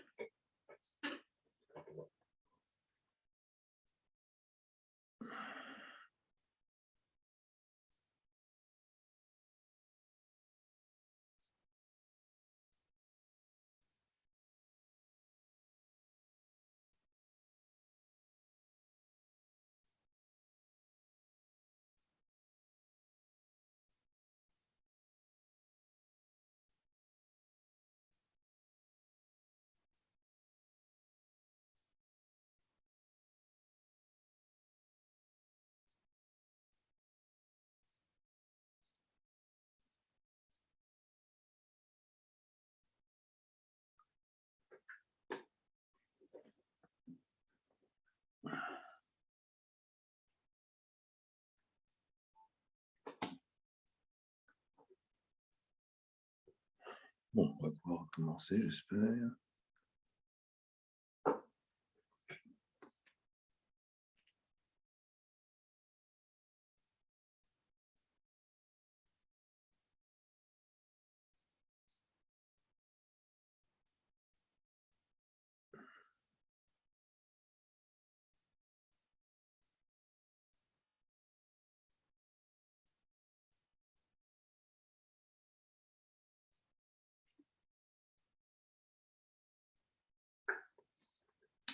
Okay, can we start again, perhaps?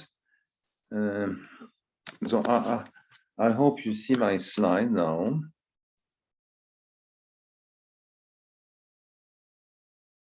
Yes, we can see it now. Thanks, The Professor. learned history. Okay, so Yeah. that's okay. So it will be more simple because I have 45 slides here. Anyway, we not use in the second part of the session the 45 slide, but only part of them.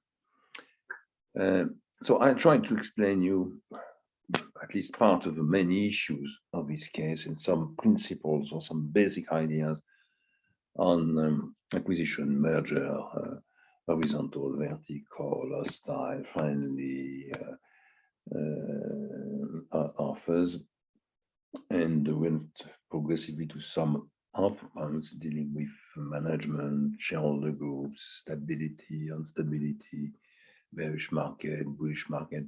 All these parts, distance also, are of course connected in financial operation of acquisition. So let's move to the story here. We are at the beginning here, and these slides are from 90 creation, the origin of the group, 1966, to the middle of the 90s, when it was decided to modify the name, the brands, and also to have a new CEO. The CEO was the same one since the origin, as you knew with the preceding slides, and the founder was replaced. Which replacement of the founder when he was very successful for years, it's always a shock for a company. So we'll spend time on what's happened in 1994, 5, 6 at that time, which is also very central to understand what the group did in terms of strategy and what the group did before and after in terms of acquisition and merger. So first, you are here in 1966, which is prehistory, 1966, completely different world, okay?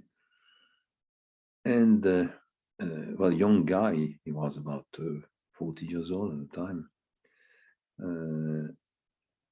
And because of the death of some of the members of the family, he became the CEO of 2 different companies. You see the names here. I can read the names. The companies being Boussois and Souchon Nevezel. Boussois, it's an old company created, under King Louis XIV. It's very far.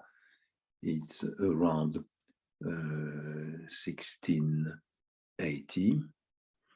And Boussois is also a small place, a big village, if you like, in the north of France, close to the Belgian border.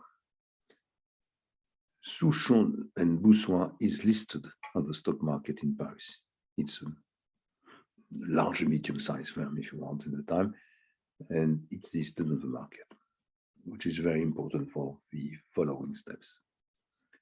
Souchon Nevezel is in the region of Lyon, which is southeast of Paris, 500 kilometers, which is a large industrial city also. And this company is resulting from several mergers between small family companies, progressively becoming bigger. And the last two, 5 years before, were a merger, friendly merger between two firms, Souchon and Neuvezel. So what you think is that you have two firms, Boussois, old firm in the flat glass industry, listed on the market, very well known, and another one, which is a kind of new firm created 5 years before by the merger, Souchon Neuvezel, which is not producing flat glass, but producing what we call in the industry packaging. It means mainly bottles. When you produce bottles for beer, which you produce bottle for water, you produce bottle for milk, you produce bottle for more specific and more profitable kind of glass production for perfume, for example, cosmetic perfume. So that's two different firms, two different industries, even if it is glass. And Mr. Ribou became the CEO of both companies and decided to create one big company or much larger company, merging. It's a friendly operation, of course. It's a family-controlled operation, creating a new company with all the assets, production sites, products of both companies. And the new company, as it happens very often, took a new name, which is in fact an old name, because it is the addition, the aggregation of the name of both companies which were merged, Boussois, Souchon, Neuvezel. And Boussois, Souchon, Neuvezel now is a flat glass and the packaging producer. It's bigger. It's number 2 on the French market after Saint-Gobain. It is number 3 on the European market because this industry at the time was quite segmented in many countries. And the CEO, Mr. Ribou, developing a strategy you already understand, based on growth in these two industries, and mainly first in the flat glass industry.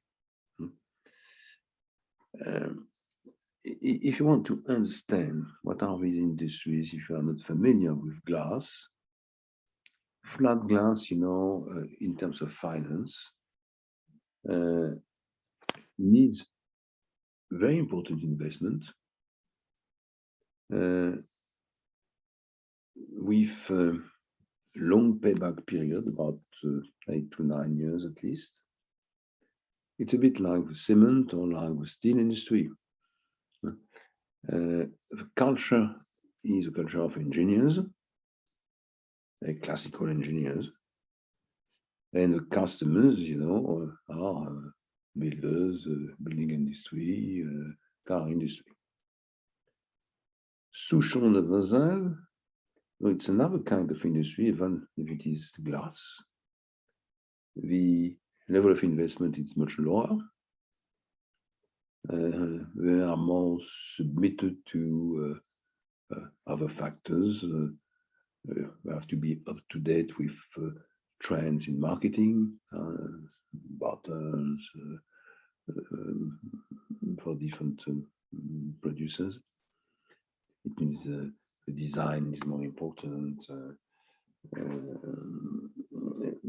and they are owned partially by engineers, but also by marketing people.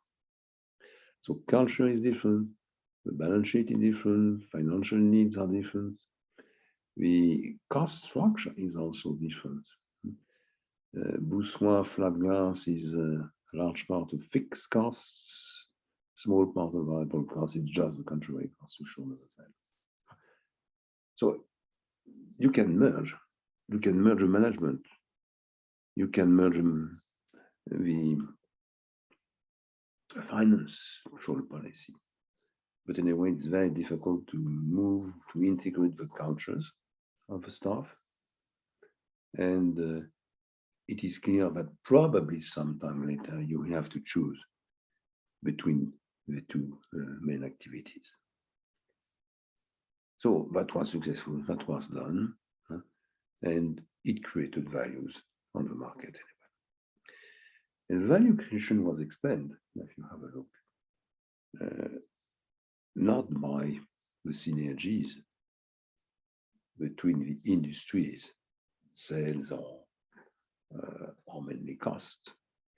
It was explained by the size, the value of the company, the marketing communication which was done around the merger. So there was a new firm. A new firm had to find a more simple name, because remember, if you have a look to what I presented here, Boussoin, Souchon, Neuvezel. I mean, if you are not a native French speaker, it's impossible to pronounce. Even for me, Boussoin, Souchon, Neuvezel have to be very careful. Try. It's a game, you know, Boussoin, Souchon, Neuvezel. So they had to simplify very quickly. And they decided that the most simple simplification was to call the firm BSN.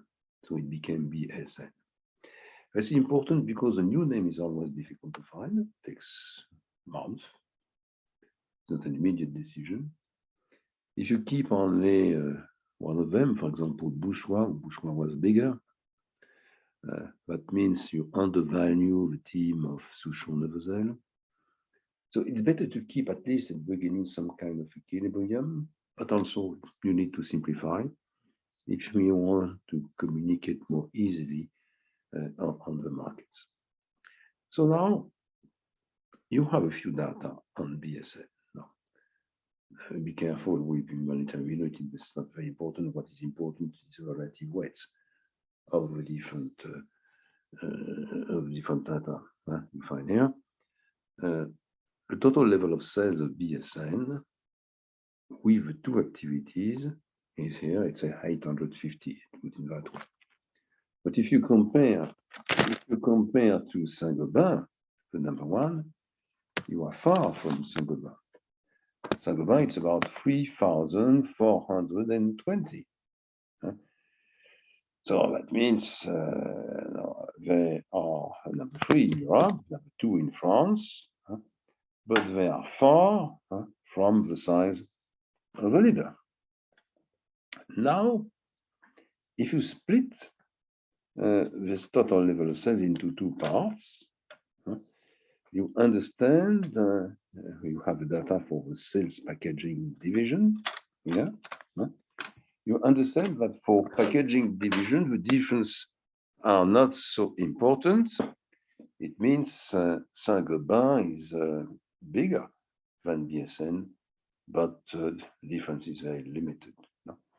And very nearly equal competition between the two groups on that kind of activity. Okay. Now, if you have a look to the market cap, market capitalization of both groups, you understand also that there is difference, 1,000, 1,700, but the difference is not the same, as big, as large as it is for the total sales level. What does it mean? It means Saint-Gobain is really dominant in the flat glass. There is nearly equal competition in the packaging division. In total, for the sales, Saint-Gobain, it's much really bigger. It's nearly nearly 4 times. But in terms of market shares, a market capitalization, market value, the difference is more limited. Saint-Gobain is Saint-Gobain value is higher, but only about 70%, not 4 times. What does it mean? It means that we analyze this data. BSN is growing quicker, is globally growing quicker, and this differences growth is taken into account by the market. And the price earnings, of both companies are different. And the price earning of BSN is higher than the price earning of Saint-Gobain. Okay. And this is something which is quite interesting. You will see again several times. You find in many cases, and I will show you some other examples of acquisition, generally hostile acquisitions, of number one in an economic sector by a number two is smaller, but with a growth rate which is higher and a P which is higher. We'll see that in the pharmaceutical industry with Sanofi. We'll see that also in the insurance sector with the creation of a number two in the insurance sector in Europe, which is AXA. So this is quite a classical situation which we find here, and we have to analyze. So, Mr. Ribou was a young and ambitious guy, and he wanted to be bigger. And he wanted for that to become number one in one of the industry.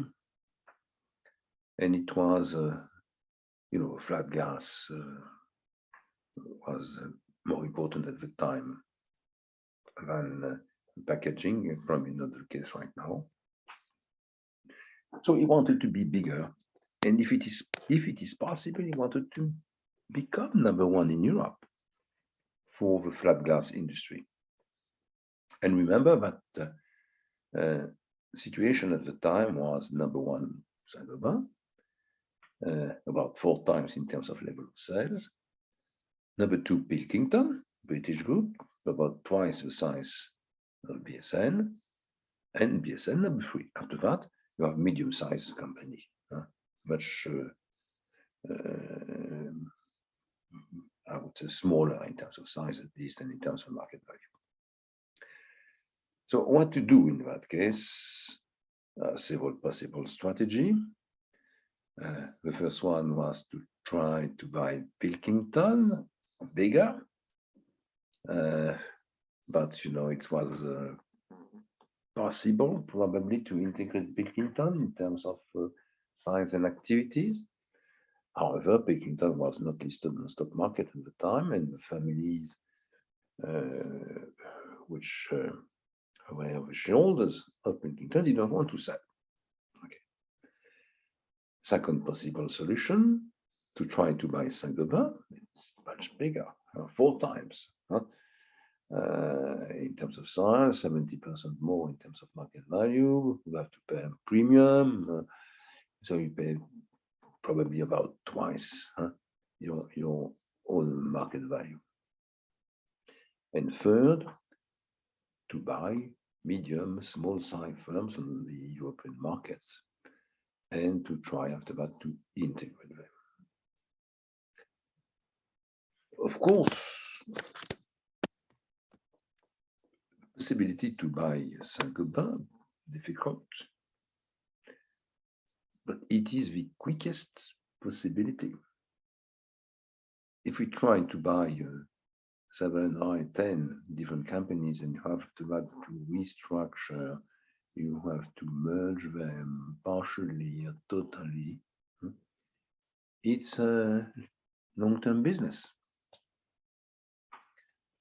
So it was decided here, it was decided by the management team, mainly by Mr. Guibo himself, to launch a takeover bid on Saint-Gobain.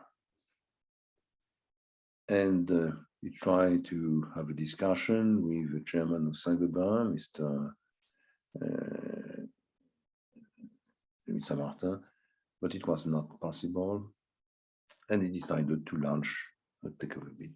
You will see that very often, hostile takeover bids are coming because the CEO of the target doesn't want even to have a discussion with the CEO of a bidder.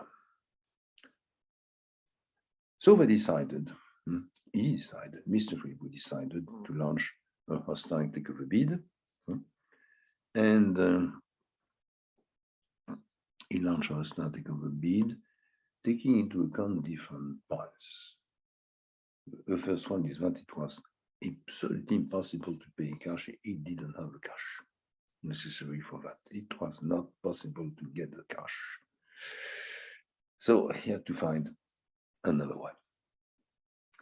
Second, Saint-Gobain shareholders were spread among the thousands of small shareholders. That means if he had only 30% of the shares, it was enough to be the #1 shareholder and to obtain a majority in the annual meeting and to be nominated as a new CEO. So he decided to have a hostile takeover on 30% of Saint-Gobain, which means for a price which was much lower, of course, than the situation of a proposal with 100%. But even for that, he didn't have a cash. So one solution was to pay in shares.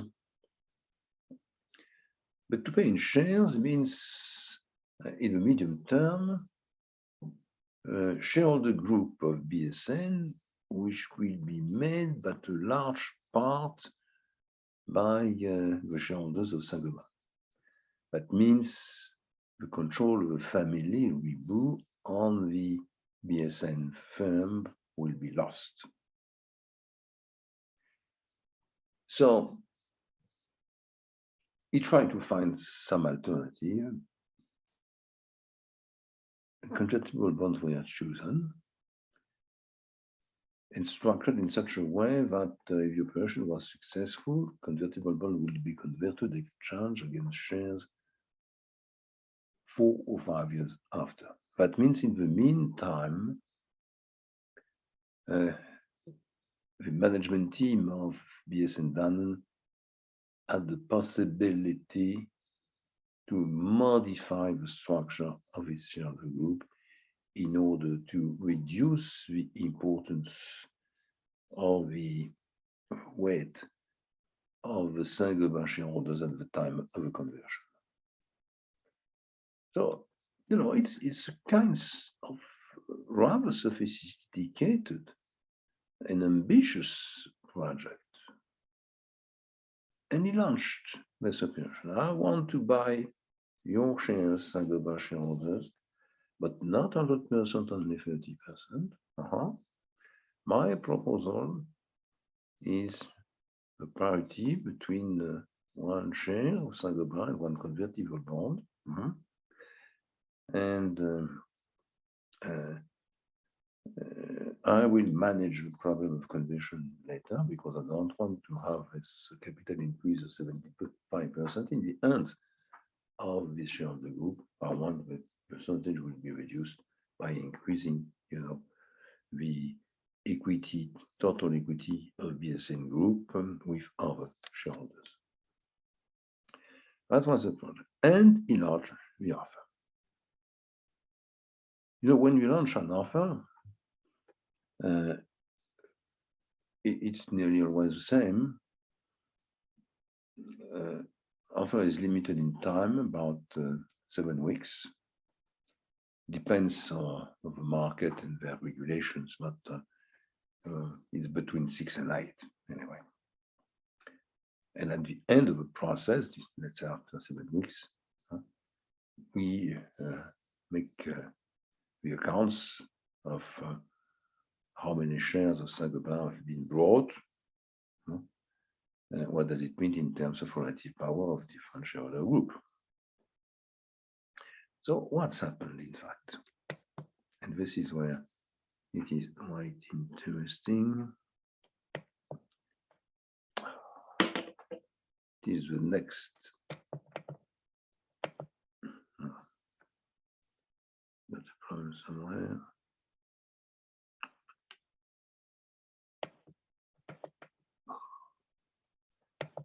Lost the slides.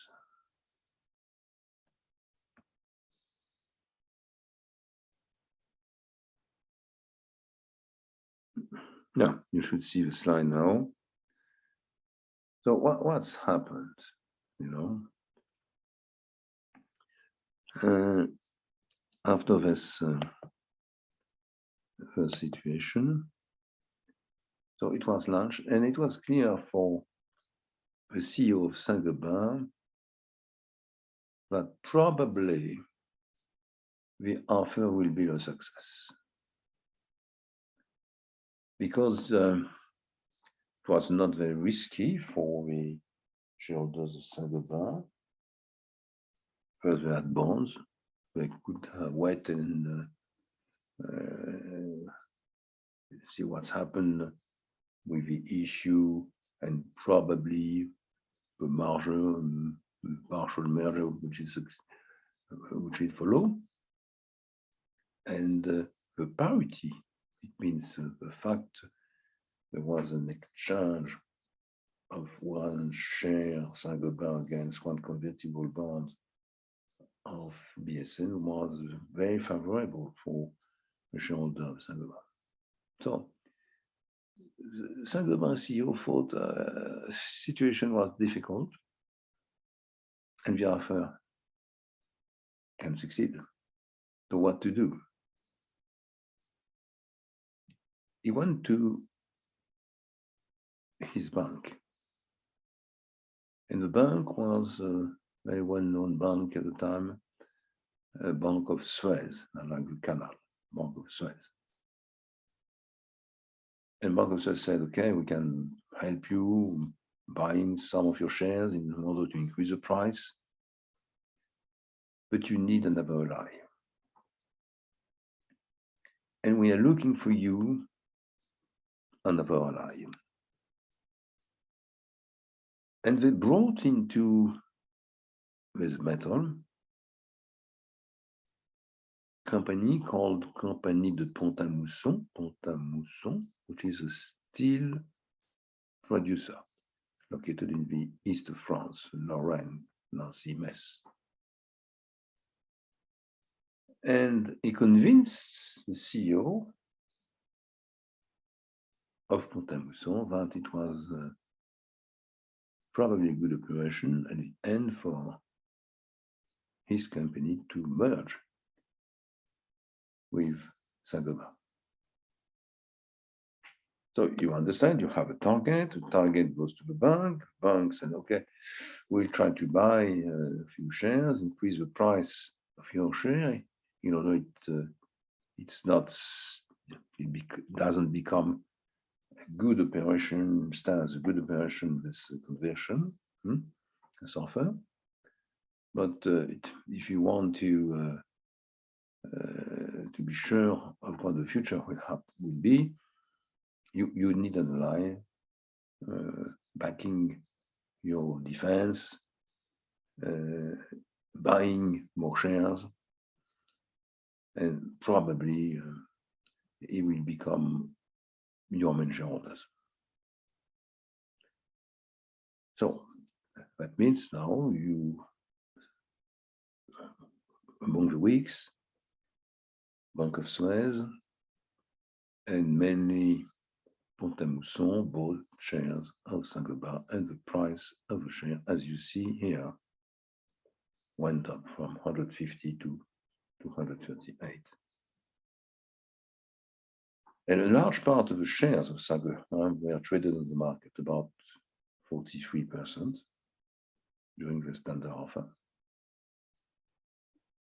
But only 7% were bought by BSN under the convertible bond offer. But that means that the largest stake at the end of the 7 weeks was in the hands of Pont-à-Mousson. And Pont-à-Mousson is a specific player in an acquisition operation, and it's what we call a white knight. White knight. White knight is someone which is coming, it is your ally, it's supposed to help you. But very often, this white knight who replaces the buyer, or the initial potential buyer, the bidder. And this is what's happened at the end. They bought about 35-36% of the shares, and with 35-36% of the shares, they became, Pont-à-Mousson became the #1 shareholder of Saint-Gobain. BSN failed in his offer with only 7.5% of Saint-Gobain shares. And of course, that means that BSN had to find a new strategy to grow. And the chairman, CEO of Saint-Gobain was in a very risky position for the next meeting as a shareholder, with the new shareholder being the #1 shareholder with about 35% of the total number of shares. So, if you analyze the position of BSN and Mr. Ribot, they failed in their operation. They didn't buy Saint-Gobain. In fact, they obtained 7.5% of the share. They were able to resell the share afterwards with a profit. So in financial terms, it was profitable operation. It was a failure in terms of strategy. It was profitable in terms of finance, but it was also very profitable in terms of communication. No, up to 1968, BSN, created 2 years before, was completely unknown on the market. It was known only in the glass building car industry. Now, this operation was at the time the largest one and the more complex one, even in Europe, not only in France. The name BSN was known. And Mr. Ribot was on the screen, TV screen every night. So the operation was a failure in terms of strategy, was profitable in terms of finance, was a great success in terms of communication. That means now BSN is known. That means also BSN can move from the B2B markets to the B2C markets easily. That means also with the same data, it will be easier to obtain loans from the banks or to issue bonds on the market, to new equity on the markets also. So this is a kind of, result which was not forecasted at all. It's a kind of byproduct of this operation. Success in communication, quite profitable in terms of finance and cash, fella in terms of strategy. For Saint-Gobain, you understand that 21 and they were successful, they were not bought by BSN. But the defense was organized in such a way that now Saint-Gobain has a new number one shareholders. And at the next annual meeting, the shareholder will ask to be in charge of the management of Saint-Gobain. And the CEO of the White Knight, the CEO of Pont-à-Mousson, was elected as the CEO of Saint-Gobain. So there was a management replacement, in fact, of Saint-Gobain by a team coming from Pont-à-Mousson. And it took another year, but 1 year after this first annual meeting, the next one accepted the project of Pont-à-Mousson to merge both groups. And there was a new firm created, Saint-Gobain Pont-à-Mousson, which was at the same time in the flat glass majority, partially in the packaging, but also in the steel industry. And now, the Saint-Gobain Pont-à-Mousson management and CEO, they had to manage the integration, to find the synergies, to create values for shareholder, and try to find also new markets using steel and fiber. For BSN management, they are again at the beginning. I think they are still there with their ambition. They didn't succeed. They obtained some financial profit, but were very profitable in terms of communication. What they need at that point, it's a new strategy. So if you have a look to the books on including examples, cases of acquisition and merger, you will read always a few pages on this one. This is a very old case. This is, however, a sophisticated case. And this is an example which is studied in all the courses on M&A. So perhaps I summarize that again because it's not so easy to understand. First, you have two groups. Saint-Gobain, it's a traditional group also created in the 17th century, by the end of the 17th century. Saint-Gobain is also a small city in the northeast of France. They are number one in the flat glass industry in France and in Europe. They are also the leaders in packaging. They have quite low PE and growth rate. It's a kind of institution, if you will. It's not bullish, medium-sized firm, and very far from a startup company. On the other hand, BSN is much smaller in terms of total sales. 1 to 4. That's the difference between BSN and Saint-Gobain.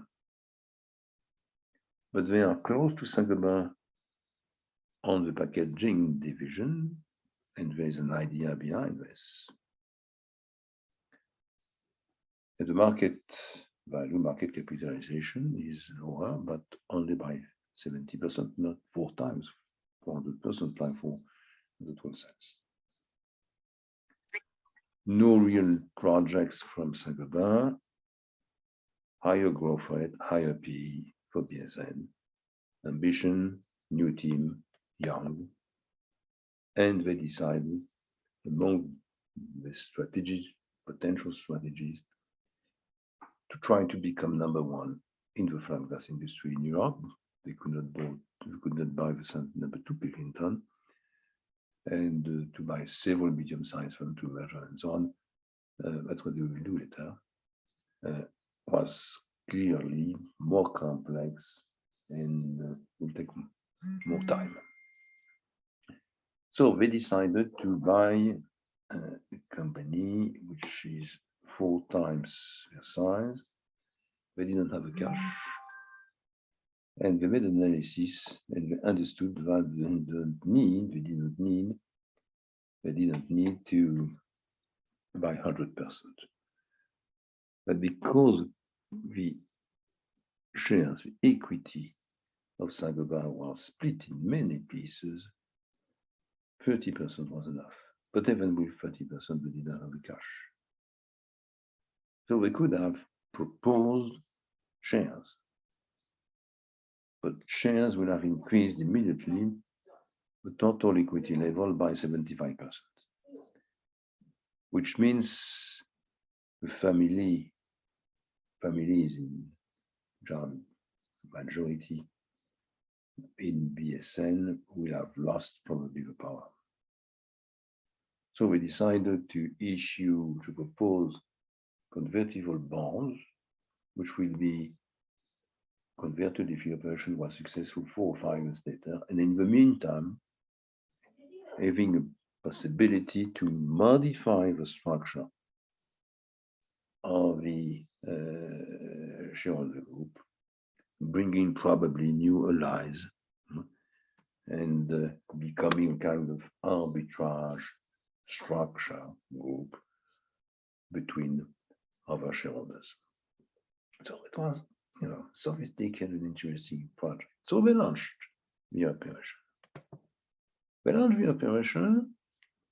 And immediately there was a good analysis made by Saint-Gobain managers who understood, Saint-Gobain managers understood that this offer was quite interesting for their shareholders because they became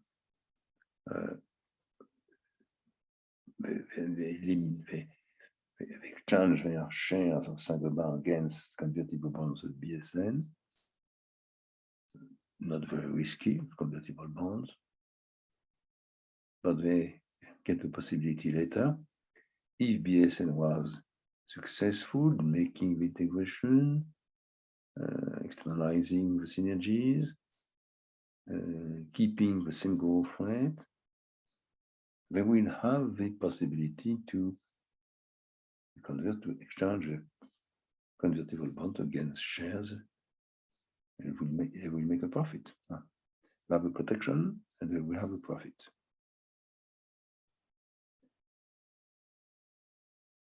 When he understood that, the CEO of Pont-à-Mousson decided that it was too dangerous and he had to find a kind of counter-attack or answer to the project. And the only way he found was to discuss with his bank of Suez, and to obtain from the bank that bank bought through different funds a small percentage of shares, but also that the bank brought another firm, what we call a white knight, Pont-à-Mousson, in order, to buy part of his shares. So the consequence immediately was the price of the Saint-Gobain share went up, and you see what's happened on this line from 150 to 238. During the 7 weeks of the offer, about 43% of the total number of shares of Saint-Gobain were traded in the market. And at the end, only 7.5 were in the hands of BSN. And that means the difference, about 35-36% in the hands of Pont-à-Mousson. So Pont-à-Mousson became the #1 shareholder of Saint-Gobain. Saint-Gobain was not bought by the initial bidder, BSN, but was clearly now in the hands of the White Knight. So what will happen with Saint-Gobain? What's happened each time we have a kind of situation, you know? The #1 shareholder asks for having the power. That means in the next annual meeting, you know, the CEO of Pont-à-Mousson asks to become the CEO of Saint-Gobain. And the preceding CEO of Saint-Gobain was fired.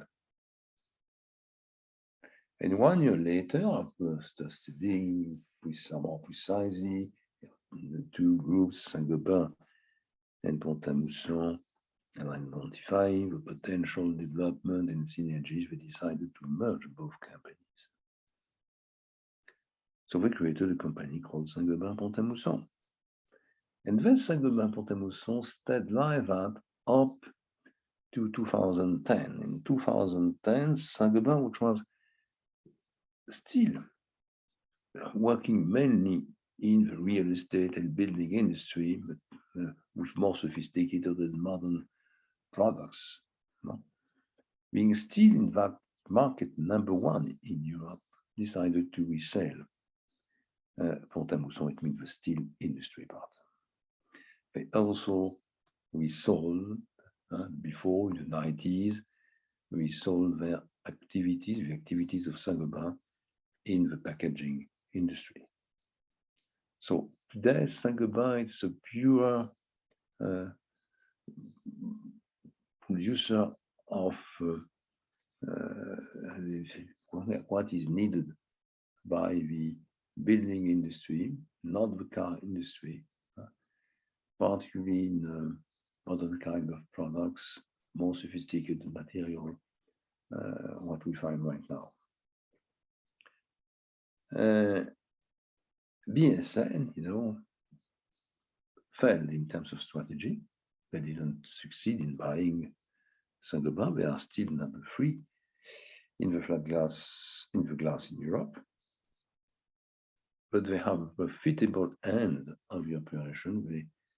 We sold at a good price the 7.5% of shares which were brought to them by Saint-Gobain shareholders, and they benefited from a free advertising campaign, media, newspapers and TV explaining every day what's happened in this new sophisticated operation. So they had, anyway, to find a new strategy if they wanted to become bigger. And they understood that if they wanted to stay in the flat glass, there was only one possibility. We could not, they didn't succeed in buying #1. It was not possible to buy #2. They had to buy the #4, 5, 6, 10, which are medium size. They are much smaller than 3 first.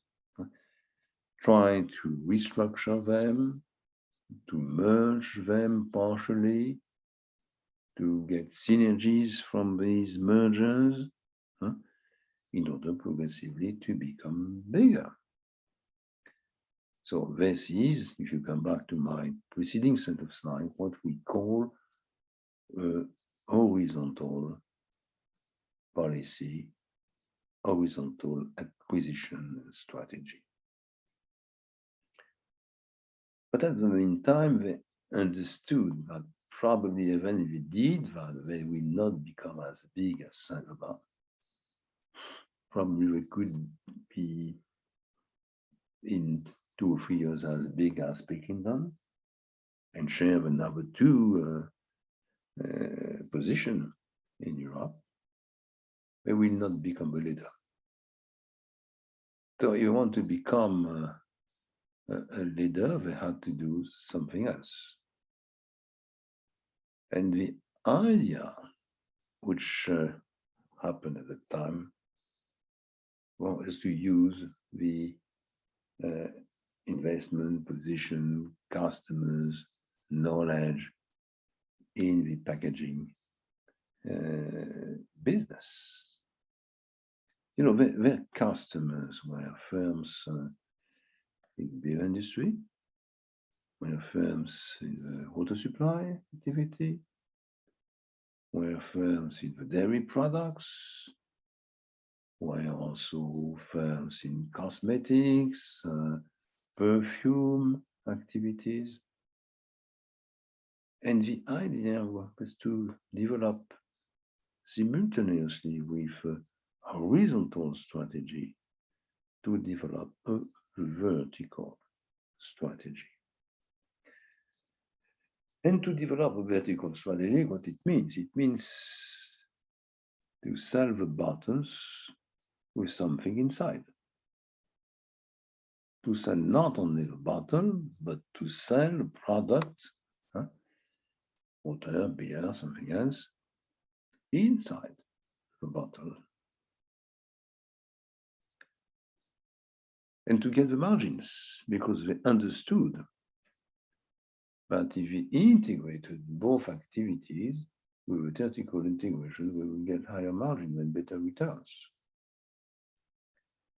They understood also that it was a complete different business, because they have to take into account the final user, the consumer. They were only a B2B firm. They will become a B2B, but also B2C company. And progressively, they will move towards the products, the water, the beer, and so on, and become a B2C company. But to develop, to test the strategy, and after that to apply the strategy quicker and on different segments of the food and beverage industry, they had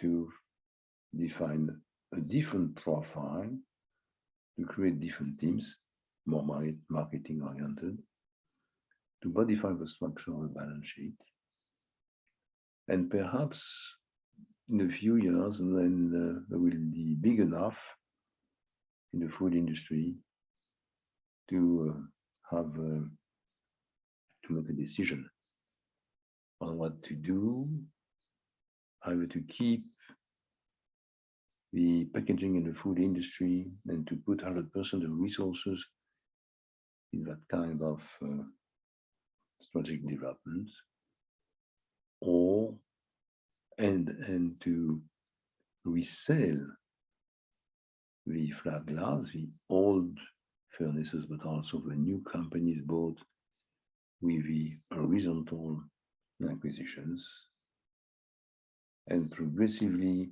become more international and with an adequate choice of segments in the food industry. So you are at a point here.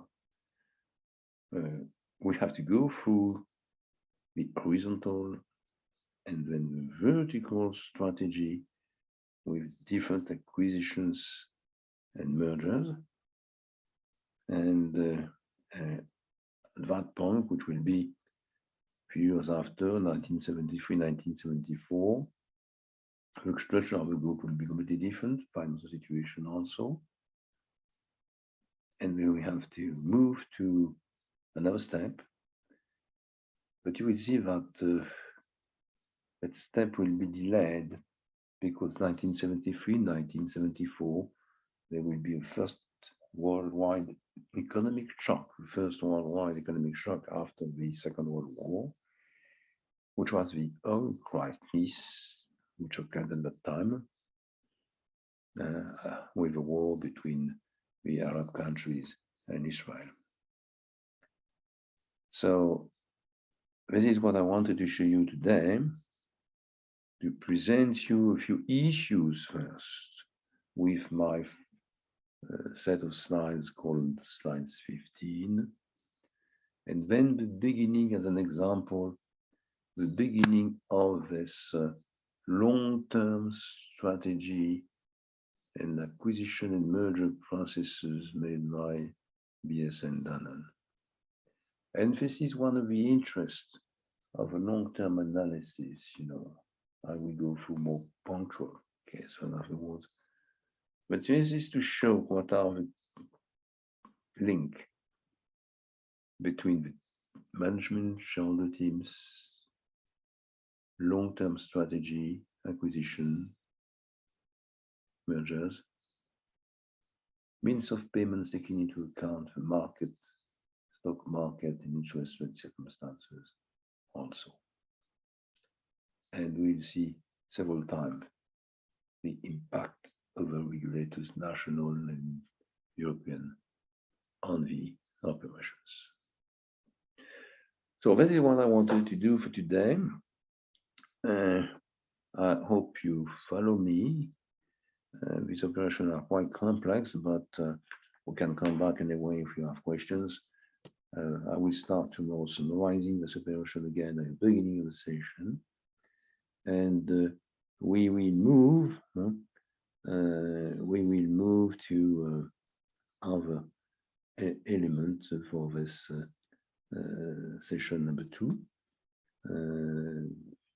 We will start, I think it's 1 o'clock for you. No, it's 2 o'clock for you. 2 o'clock, I think. Or 1. I have to check with. For me, it's 8 a.m. in the morning, so we have only 5 hours difference now. So it should be 1 for you, 1 p.m. It will be again a 3-hour session.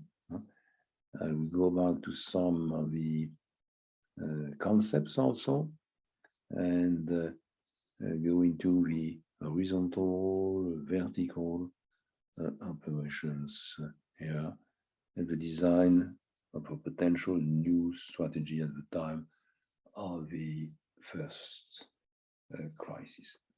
Remember that crisis occurred, worldwide crisis, occurred several times during this period, 73-74, oil, 79-80, oil again plus interest rate.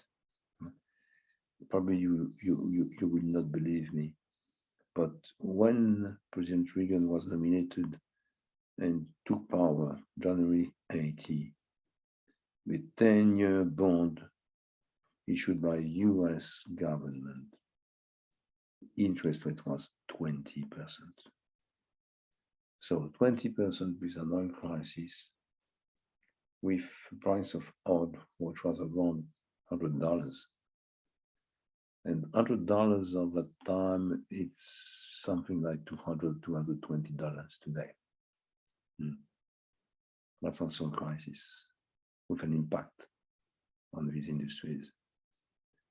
And after that, you have more of a crisis with everyone has forgotten, 1993. 3 years of crisis, started with a war again, Kuwait and Iraq. But with 30% decrease in the prices on the stock market, 30% decrease also in the prices of the large cities, for real estate, large cities in Europe and the US and Canada. And after this 1993 crisis, you had another crisis, more modern crisis, I would say, 2000, 2001. The internet bubbles bursts. First crisis, for new technological firms. with other kind of consequences. And then the crisis, you know better, it's closer to you.